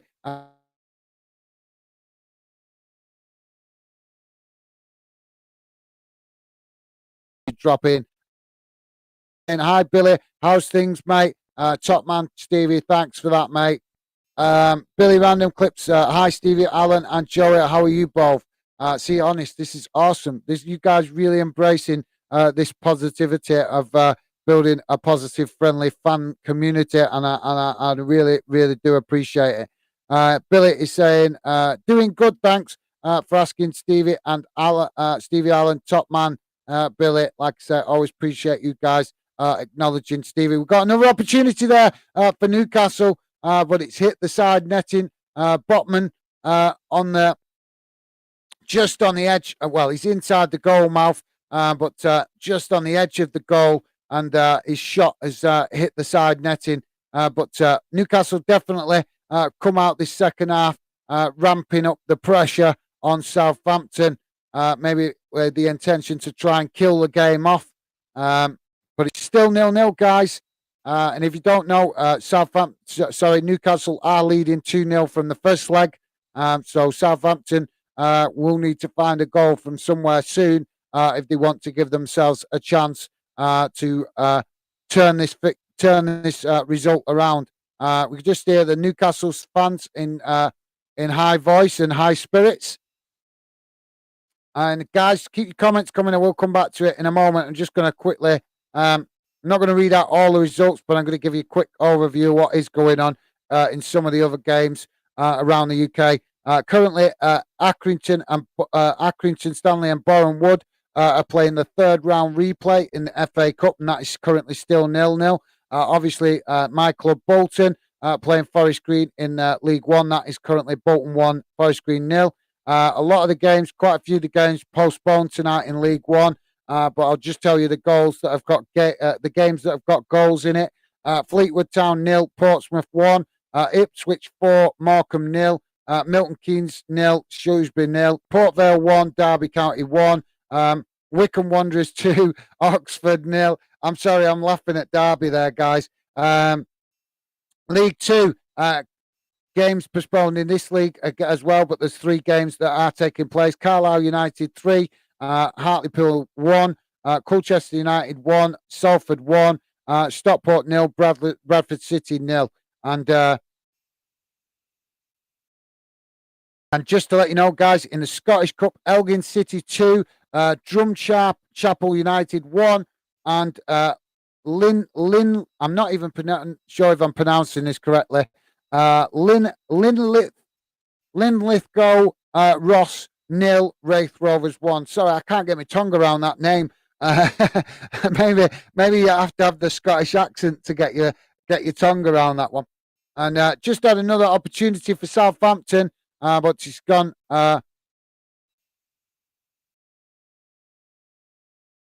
It's gone well wide and high and wide, sorry. And also in Scotland, we've got the Scottish Challenge Cup going on, and it's currently Dundee 2, Dunfermline 1.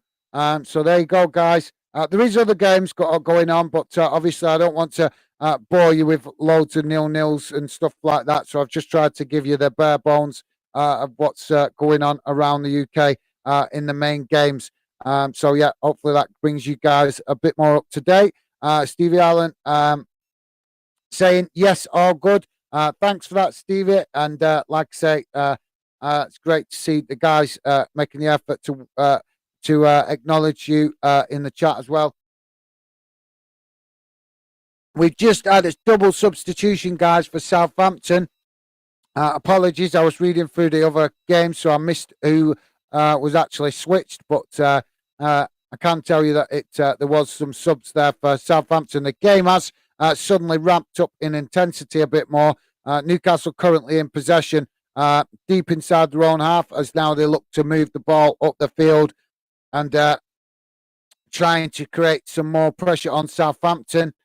Ball on this near side with Newcastle at the minute as they switch the ball into the centre of the park and currently probing Southampton's defence. But Southampton have managed to nick it back midway inside the Newcastle half, and now they look to hit Newcastle on the counter-attack. But Newcastle with a decent defensive formation at the moment, and they've just kicked the ball out for a throw-in on this near side.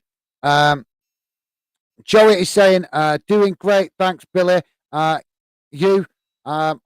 Like I said, great to see you guys doing the effort, making the effort. And obviously, Billy saying, good, thanks for asking, mate. Top man. And Minimo, evening, Billy. Top man. Thanks for that, Minimo. And Billy, random clips acknowledging Minimo as well. Evening, Minimo. Top. Like I said, guys, that's awesome. We got now a bit of a bit of an issue, I think, was developing there on the edge of the Newcastle box, but I think the referee has dismissed it. I keep feeling like there's a hair on my microphone. Oh, Newcastle losing it there in their own half of the pitch and in a bit of a dangerous position just in front of their own goal. And Southampton now passing from this near side, moved the ball out to that far side. But Newcastle with plenty of men behind the ball, and they switched the play again. Southampton into the centre of the park and now out to this near side, trying to pull Newcastle's defence from left to right. And the ball's just ricocheting off one of the Newcastle defenders and goes out for a throw-in. And guys, if you're just joining us and you're new to the channel, this is Fandom UK. We want you guys to feel a part of the channel, so please do hit that like button and get involved in the chat. We want to hear from you. Southampton take the throw-in and now lose the possession in the midway inside their own half. Newcastle trying to break on them quickly. But a quick response from the Southampton defenders sees the ball out on the far side for a throw-in to Newcastle. Joey's saying, me neither, mate. All for being healthy, etc. But defo a pie at half time warms you up. Laugh out loud. Yeah, like I say, I've nothing against Forest Green, but I'm not impressed with the fact that you can't get a meat and potato pie. So I don't think that'll be a ground I'll be rushing to visit anytime soon. When you've only got the option of a veggie burger. Southampton now breaking into the box.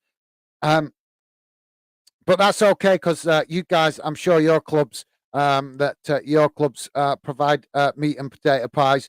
So hopefully I will, when we do start doing the round the grounds for real and start visiting the grounds to meet some of you guys at your clubs and also get fan reaction after games, which will be a part of the channel in the future, then I will be visiting clubs to start with that sell meat and potato pies.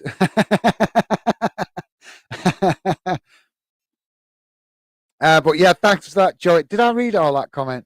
I think I did, didn't I? But yeah, like I say, mate, I'm all for being healthy, but you can't beat a pie, can you? You can't beat a proper meat and potato pie, especially if you're a northerner. You've got to have a meat and potato pie at half time, haven't you? It's like a religion, it's a tradition or something. It's bad luck to your team if you don't have a meat and potato pie. Maybe it's just because I'm a Bolton lad. Maybe that's what it is. Um, But yeah, Lionel Thompson, welcome to the show, mate. Great to have you with us. Lionel saying, how's it going, guys? Hope you're doing well. Imagine if Southampton go all the way and win the Carling Cup. Yeah, obviously, it's possible, mate, but difficult ask right now with the fact that they're 2-0 down from the first leg and we're already well into the second half now. 62 minutes gone. Still 0-0. So a lot of work for Southampton to do in the last half an hour of this game if they want to turn it round. It's not impossible, guys. They can do it. They're at home. They've got their own fans behind them. So we know that games can be turned on their head in a matter of 5 or 10 minutes of a good spell for any team. But the question is, do Southampton what it takes to turn this game around in such a short space of time? We will see. But yeah, thank you for that, Lionel, and welcome to the show, mate. Great to have you with us. Stevie Allen is saying, hi, Lionel. Thanks for that, Stevie. Appreciate it, mate. He may have, I'm not sure if he stayed with us, but he may have just jumped in and jumped out because his team are playing tonight, so he may be keeping a close eye on that. Billy Random Clips is saying, Chelsea halftime food is very good. I've been to a few home games of ours this season, and we love the food. But did he have a meat and potato pie? That's what I want to know, mate. Did he have a meat and potato pie at Chelsea? I know they used to do. But I'm not sure now with with the change of ownerships and stuff. They might have scrapped the meat and potato pie for prawn sandwiches now because your owners are a bit prawn sandwichy, aren't they, really? That's nothing against the fans. I know the Chelsea fans, plenty of normal working class Chelsea fans, but your owners are a bit prawn sandwich, aren't they? So maybe maybe they might have took the meat and potato pie off the menu and replaced it with a prawn sandwich. But yeah, I'm only joking, mate. Just a bit of friendly banter. I'm sure there is a meat and potato pie at Chelsea. But yeah, like I say, which club would you say is most prawn sandwichy these days? I'd love to hear you guys your opinions. Which club's most likely to get you a prawn sandwich these days? Let me know, guys, what your thoughts are on the prawn sandwich club.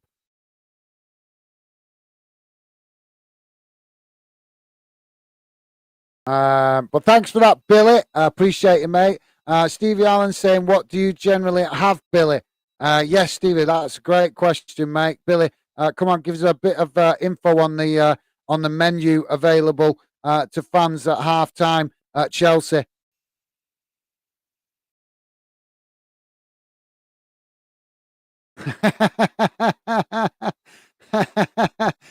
Joey's saying, laugh out loud prawn sandwich. That's meant to be prawn butty. That's class, mate. Proper northern term, that prawn butty. Quality, I like that, mate. Awesome. But it is, you know what I mean? It's the prawn sandwich brigade, isn't it? So yeah, but that's a cracker, that, Joey. I like that. Prawn butty. Does it even? It doesn't even go, does it? Prawn butty. Or you could go to is it Yorkshire where it's a prawn muffin? I'm always arguing with them. I'm in Yorkshire. My cousin lives in Yorkshire, and we're always arguing about whether it's a butty or a muffin. Because if you go to Yorkshire and ask for a prawn muffin, they look at you like you're strange.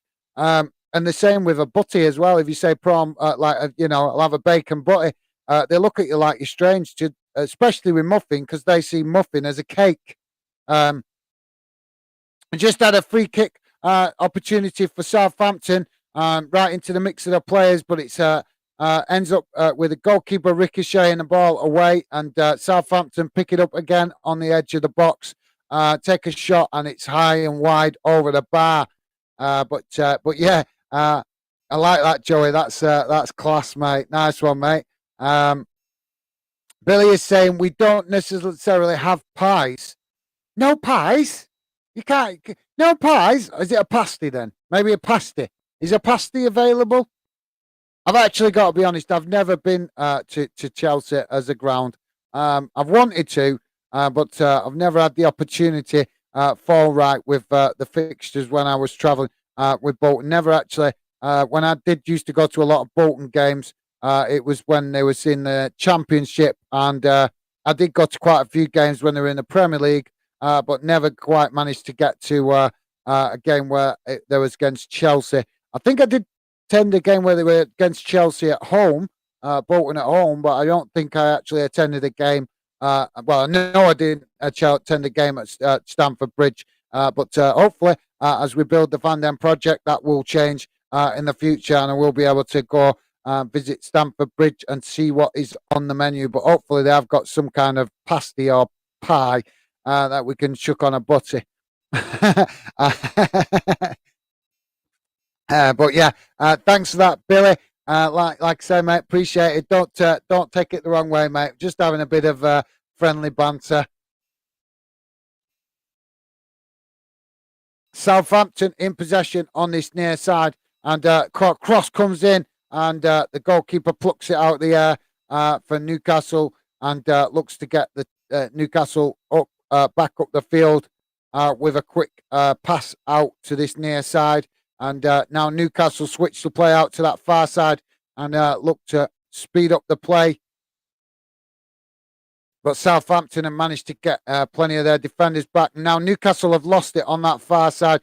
It's amazing to see that both these teams have a great opportunity to progress to a cup final, but yet they've both shown spells of sloppiness in possession at times in this game.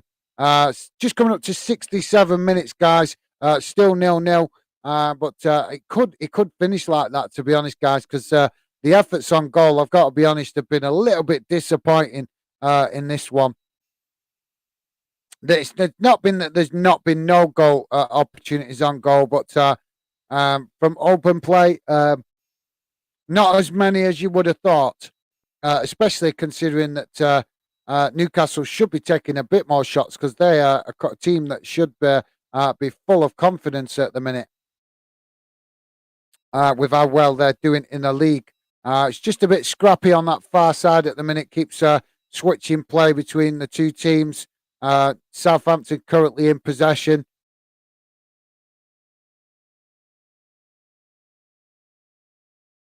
Joey is saying, yeah, go and get a prawn butty or a ham and cucumber, ham and cucumber. Laugh out loud. Yeah, I think I'm not sure. I'm not sure if I've salad on my sandwich. It's got to involve tomato. It's got to involve some tomato, mate. I'm not one of these people that can eat salad with just cucumber and lettuce. It's got to have some tomato mixed in it. I'm a big fan of tomatoes. I have tomatoes with a lot of food.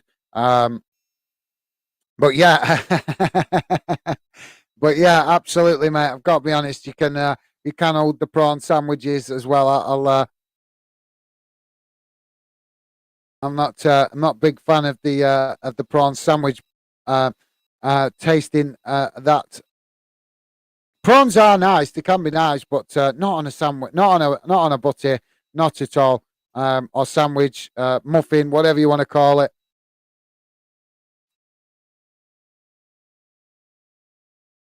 Billy's saying, if I go again, I'll let you know what there is on the menu.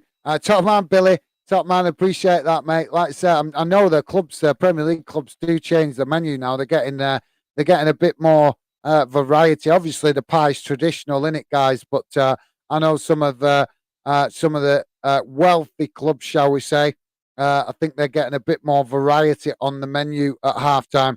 We just had a corner from Southampton, and the goalkeeper managing to pluck that one out the air under pressure from Southampton players. And now Newcastle down this near side at speed. They bring the ball back into the centre of the park, midway inside the Southampton half of the pitch. Cross comes into the box, and it's deflected out from Southampton, but Newcastle pick it up again in another long cross to the near side of the pitch inside the box. And Newcastle, good opportunity there, but the ball is cleared up the field, and now Newcastle must build it again.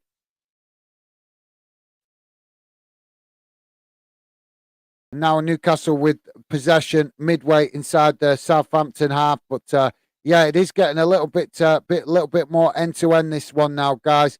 But still not enough efforts on goal, if you ask me. Would love to see more opportunities on goal for both teams. Then we might see a goal or two. Newcastle in possession as they move up the field on that far side, and now looking to get a cross in. And this looks impressive. Cross comes in, and there he goes, slammed into the back of the net by Newcastle. I think it was.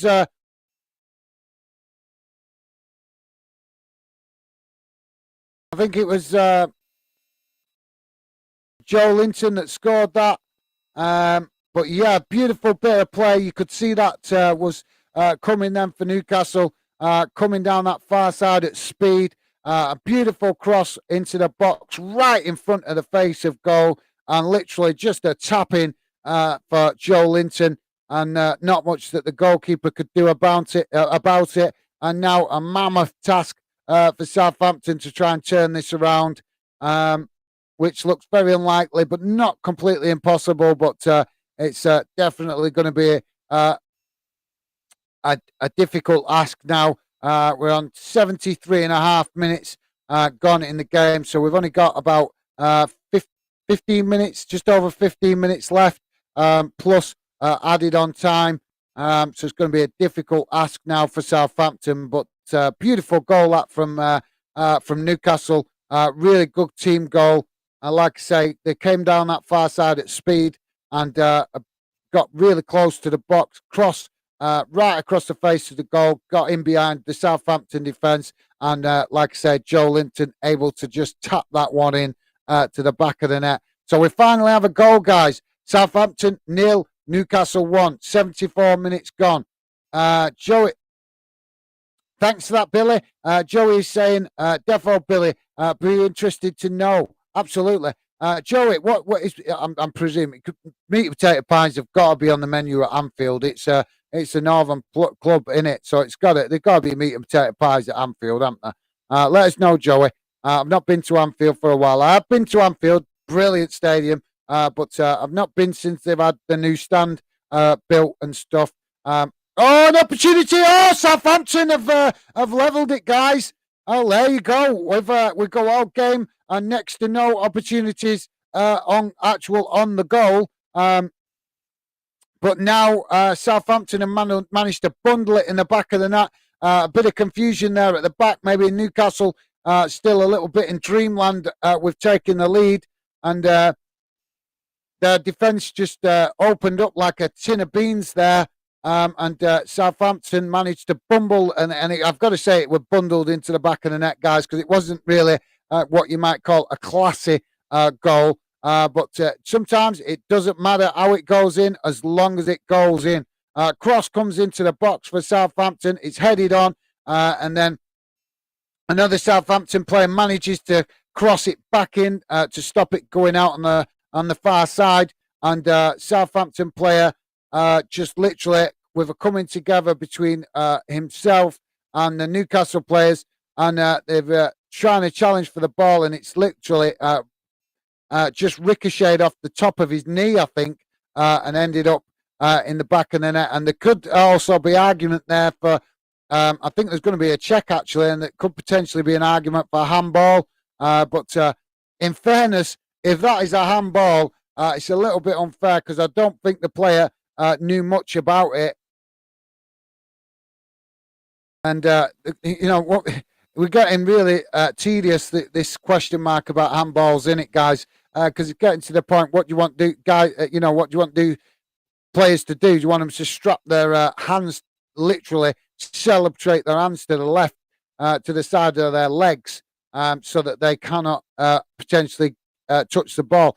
I don't think we're seeing any player these days intentionally handball because they know they're being watched now with the VAR and stuff like that. So I don't think. The goal's been chalked off for handball, and that's a bit harsh, to be honest, because I don't think the player intentionally did it. I think it was more ball to hand rather than hand to ball, and it's a tough one to take. That now, this is the problem with VAR. Yes, it might be technically by the rules of the game a correct decision, but like I say, this is yet again another example of micromanaging the game. Surely. Referees and fourth officials and VAR referees should be taken into account whether there's intent in a handball. There's got to be that taken into consideration to a certain degree, because otherwise we're getting to the point where literally, you're gonna have to tie players' hands behind the back and expect them to play football without using any shoulder, arm leverage in the game. And as we know, guys, it's natural for human beings. If you're running, racing, jumping, anything like that, you use your arms naturally. Because have you ever tried running with your arms behind your back? Try it, and you'll see what I mean, guys. I've tried it when I was a kid, and you end up almost falling flat on your face. So yeah, I think there is a little bit of an element of the FA and the EFL micromanaging football now to ridiculous lengths. And not taking into account the fact of intent, whether a player has got the intention to touch the ball, because we know that's a big, important factor in the game, don't we, guys? If there's intent there, yes, absolutely, we want it seen as a handball. But the game is played at such speed these days.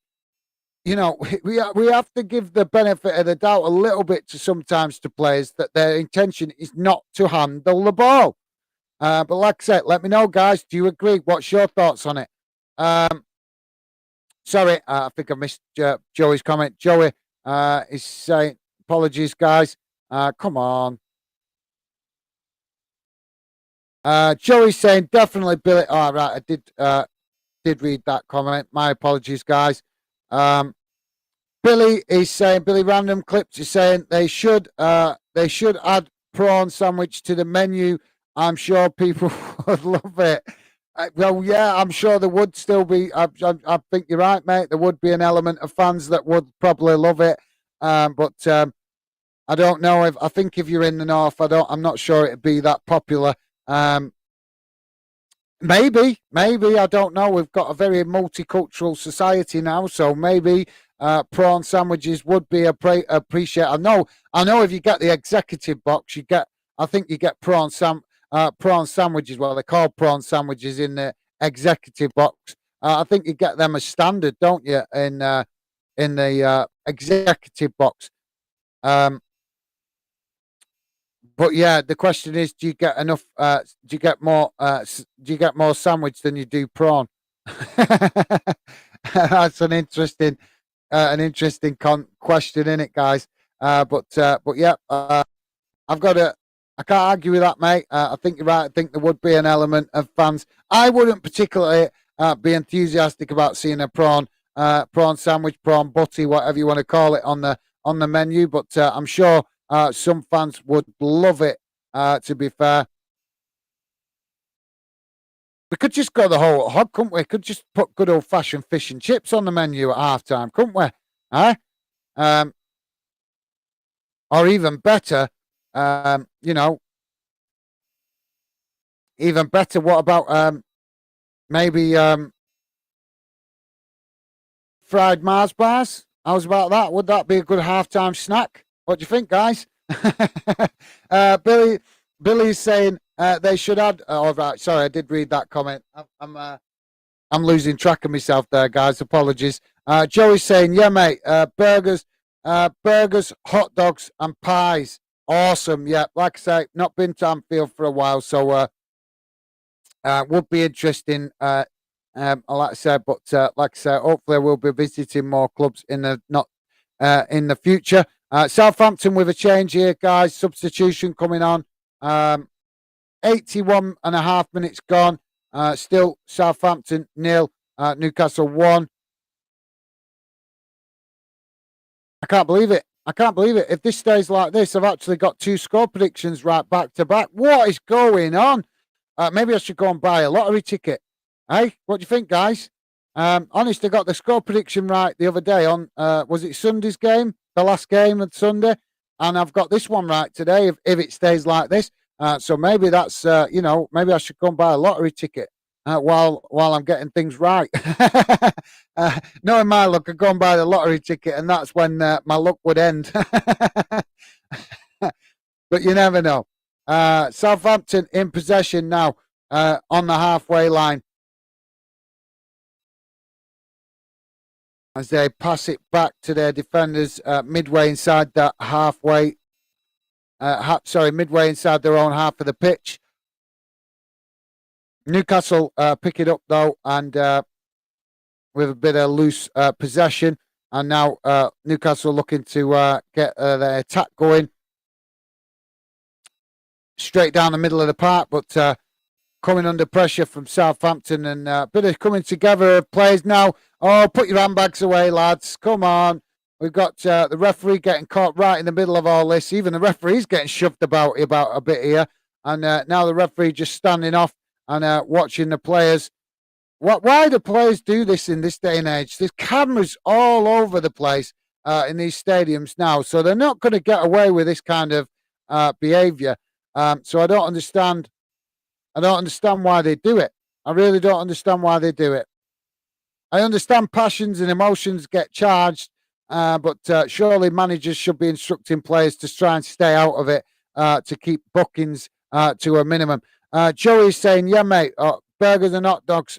Thanks for that, Joey. Like I say, I've been to Anfield. It's just not been for a while, mate. Billy, random clips. That's ridiculous. That should have been a goal. He didn't mean to put his hand there. Mate, I've got to agree. I have got to agree. Like I say, they don't seem. I think common sense has been privatised in this day and age because we're not seeing it used like it used to be. Common sense used to be exactly that, common sense. But common sense isn't being used by the football authorities these days anyway. So, yeah, absolutely. Billy, I've got to agree with you, mate. Southampton do deserve to be level, in my opinion. Yes, it was.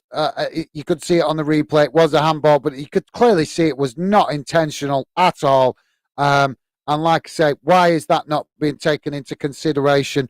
Thanks for that, Billy. Minnie Mo is saying, boo, Newcastle. Fair enough. Obviously, Minnie Mo wanting Southampton to try and turn this result around, but difficult ask now, and Southampton will feel a little bit hard done by not getting the decision. Like I say, we could see on the replay it was a handball, but it wasn't intentional. The ball more of a ricochet towards his hands rather than his hand actually going towards the ball. It was just his natural arm movement, but it's class now. Even if your hands are not by your sides, if they're just up a little bit from your usual position, then it's, unfortunately, they're just micromanaging the rules, as I've said a few times now, and they just won't let it go, will they, guys? Newcastle currently in possession midway inside the Southampton half, and now breaking on Southampton, and come on. And now we've got a red card. I'm not sure who the red card's been issued to be honest, but since Newcastle have scored that goal and Southampton have had their goal chalked off, it's really starting to get heated. I think it's a Newcastle player that's been sent off. So, yeah, Duke Kalat Carr, if I'm pronouncing that card, for Southampton with the red card. And I don't like to see that, to be honest. Newcastle player taunting him as he's walking off the pitch. That's not really great sporting conduct, is it? I understand, especially when you're in a winning position like Newcastle are. It's not really good sportsmanship. I could understand that saltiness if they were losing, but when you're winning, do you really need to lower yourself to that kind of childish level? Um, and Bruno Guimaraes for Newcastle issued also with a yellow card. I think the Southampton players are just getting a bit frustrated now and allowing that frustration to come out. And like I say, it's giving the referee something to do. So we've got a free kick now for Newcastle. I think it's about 30 yards out from goal. So yeah, thanks for that, Minimo. I'll read some more comments while we're waiting for the players to sort themselves out with this free kick. Minimo is saying never buy food at a ground. I'm a weirdo because I can't eat during a game. Well, to be fair, mate, I have took my own sandwiches before today when I've gone to a ground.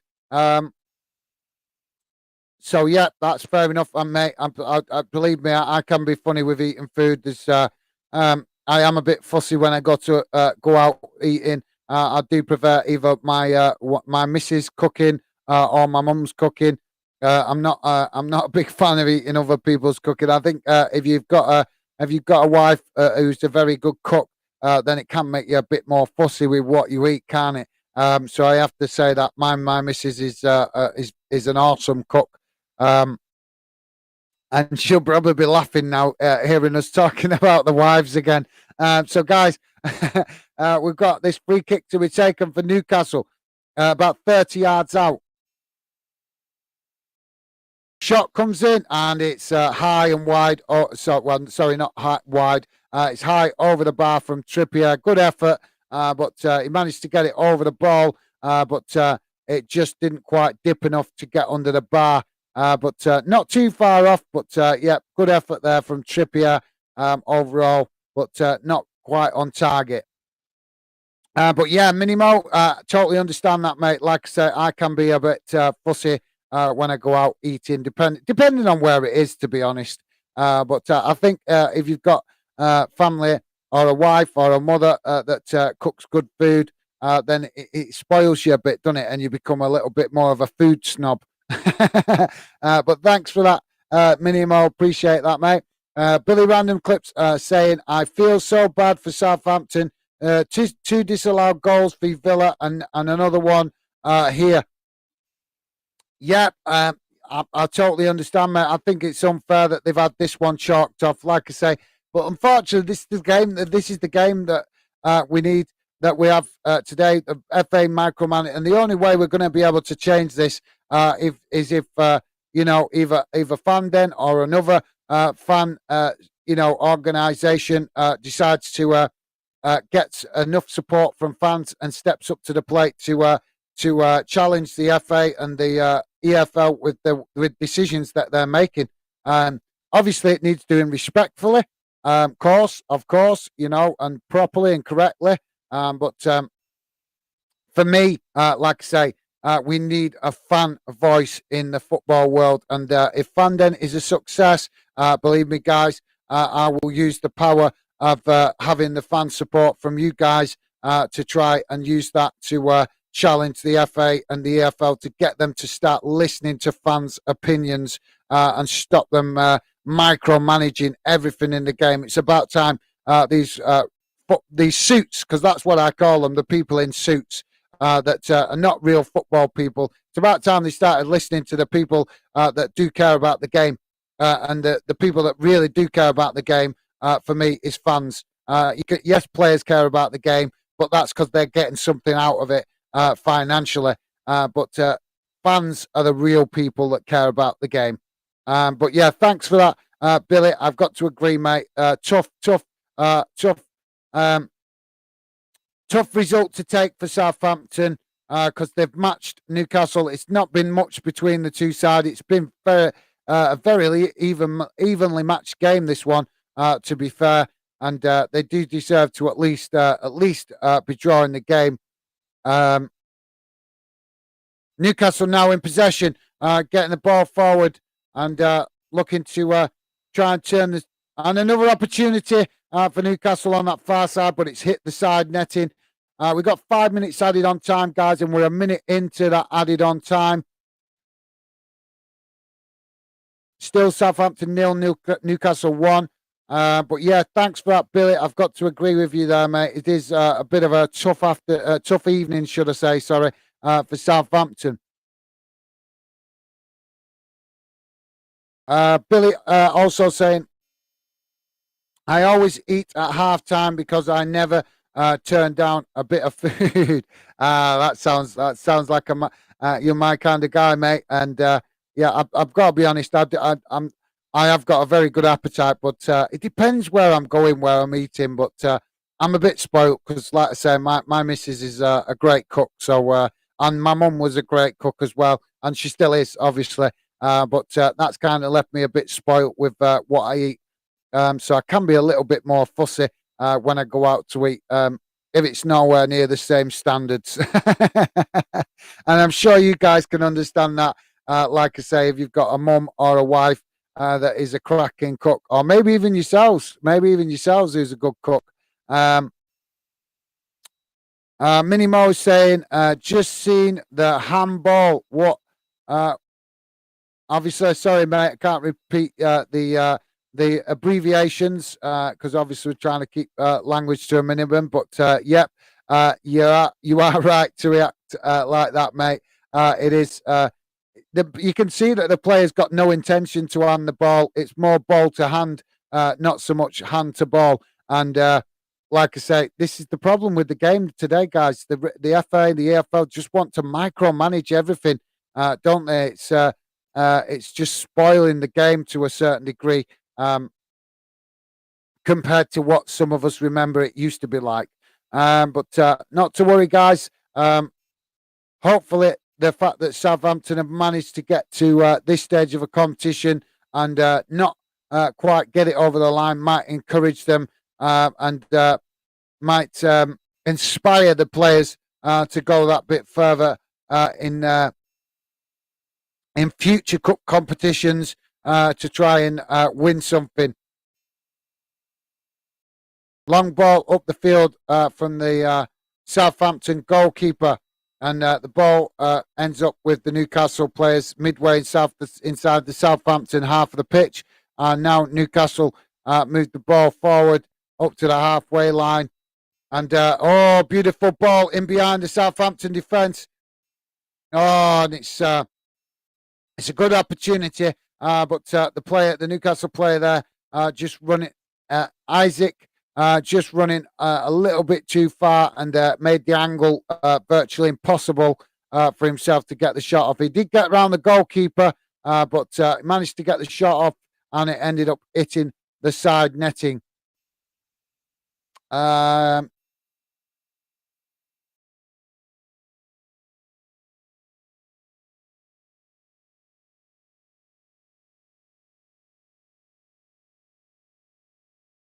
Thanks for that, Minimo.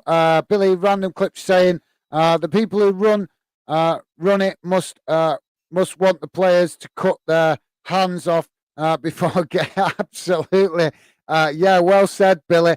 You're spot on there, mate. That's how it's getting, in it. It does feel like it's getting like that. Don't get me wrong. We want the referees to do their job and referee the game and keep it fair. But I'd like to say, for me, it just feels like micromanaging everything. I think that's the problem with introducing VAR. That now we've introduced VAR, it's brought a lot more, a whole new realm of technology to help the referees, and now they're able to, like I said, I can't think of another word to describe it. The only way I can think to describe it is simple. It's micromanaging the game because the technology's giving them that opportunity to do so. Free kick on the far side for Newcastle. We're literally in the dying seconds of the game here, guys. Cross comes in. It's headed outside the box. Southampton pick up the ball, and there goes the full-time whistle. So Newcastle march on to the final. It'll be Newcastle going to Wembley for the first time in a long time. I'm not sure exactly how long it is since they've been to a final, but I'm sure the Newcastle fans will be absolutely delighted that they've going to be getting to go to a cup final for the first time in many years. And the question is, guys, right now, can Eddie Howe do anything wrong? Because everything he seems to be doing at Newcastle, everything he touches, just seems to be clicking, working well. And like I say, at the minute, Newcastle just seem to be untouchable right now. And like I say, can the manager do anything wrong at the moment? He's definitely got these players firing on all cylinders. He's getting the best out of them. And this is before Newcastle really seriously start to go out into the market and buy any big high-profile players. Because, yes, we know they've got some decent players and one or two potential future stars. But right now, we wouldn't say that they've got a lot of, high-profile players in that team. And to be honest, the longer they avoid high-profile players, then it might be actually better for them to have success. Because one thing we know about bringing in high-profile players is that high-profile players come with an ego, and they can cause a lot of disruption in dressing rooms. So maybe it's good for Eddie Howe that he's just getting the best out of these players without the involvement of any high-profile players that may create disturbance within the dressing room. But like I say, let me know, guys, if you think so. Billy Random Clips is saying, but that's referees in 2023 for you. Absolutely, Billy. I like to say, mate, I totally agree with you. It's getting a little bit silly with some of the decisions. They're just, don't get me wrong. Like I said, we want to see correct decisions. Of course, we do. But there has to be an element of common sense in it. I think there really does. Billy Random Clips saying they're not in the final yet, still a second leg. No, mate, this was the second leg. They played the first leg about 2 weeks ago, and that they won that 2-0.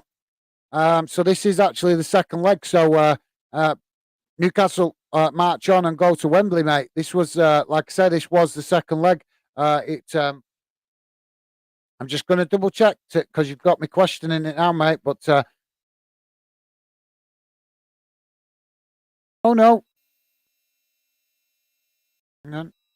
Yeah, EFL Cup. All right, sorry, mate. Yes, you're right. I'm sorry, mate. I'm looking at it. Yeah, last week was the quarter final, wasn't it? My bad, mate. You're right. Sorry, right bad. I'm getting confused. 2 weeks ago was the quarter final. You know what that is? That's the World Cup because the quarter final is normally played before this stage of the season, innit? So that's what. Yeah, you're right. My bad, mate. My bad. You're right. I've just simply got confused.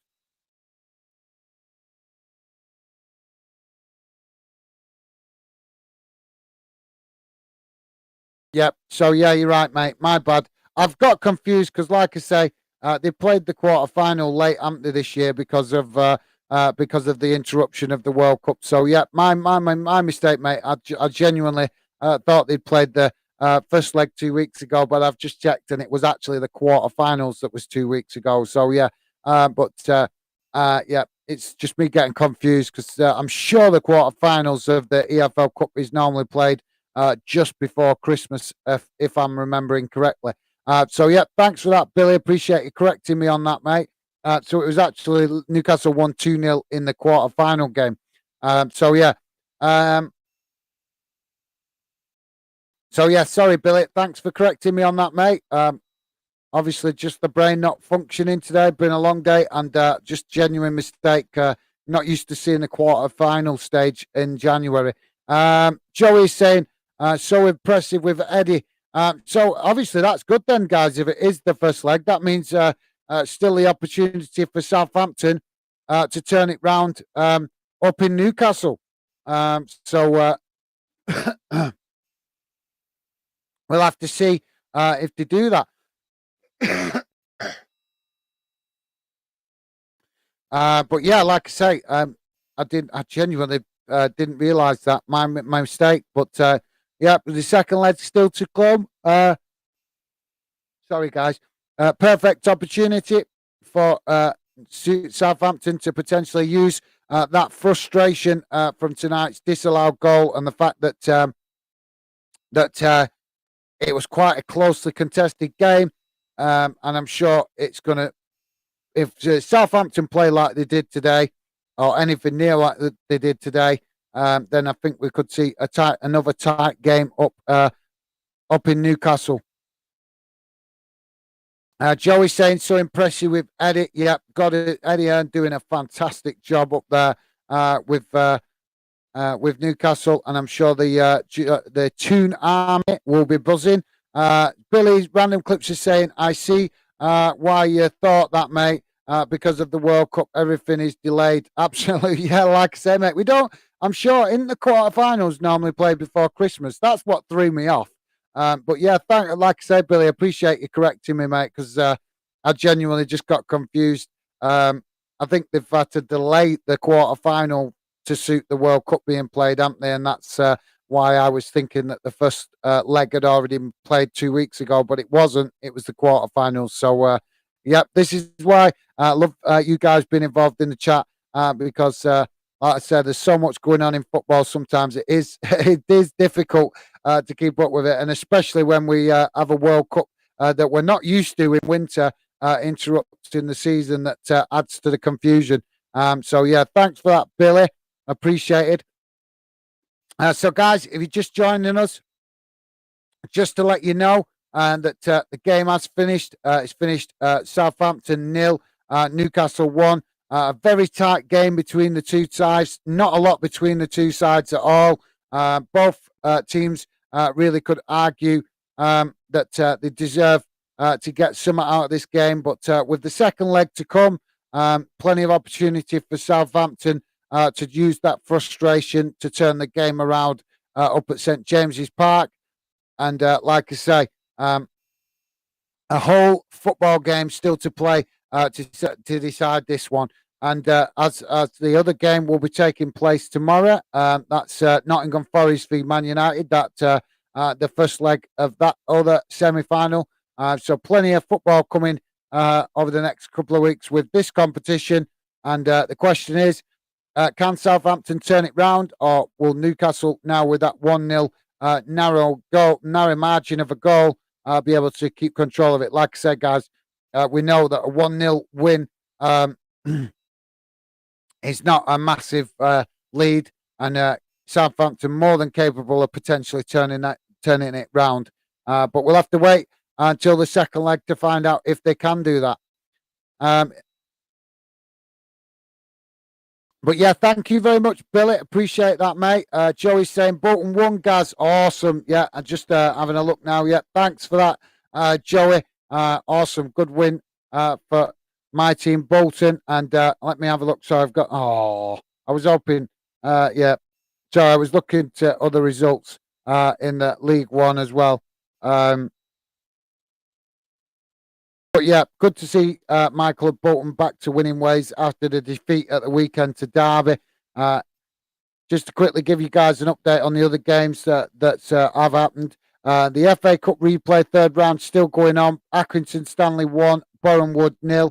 Obviously, as Joey just told us, Bolton have won 1-0 against Forest Green. 3 games postponed because of match frozen pitches and stuff. Burton Albion v Peterborough United, Cheltenham Town v Sheffield Wednesday, and Exeter City v Barnsley, all postponed. Fleetwood Town 0, Portsmouth 2, Ipswich 4, Morecambe 0, Milton Keynes 0, Shrewsbury 1, Port Vale 1, Derby County 2, Wycombe Wanderers 2, Oxford United 0. In League 2, Wimbledon v Walsall postponed. Carlisle United 3, Hartlepool 1, Colchester United 1, Salford City 1, Crawley Town v Grimsby postponed. Stockport County 0, Bradford City 0, Swindon Town and Stevenage postponed as well. Quickly go to the games going on in Scotland. In the Scottish Cup, it's finished. Elgin City 2, Drumchapel United 1, and Linlith Gower Rose 0, Wraith Rovers 2.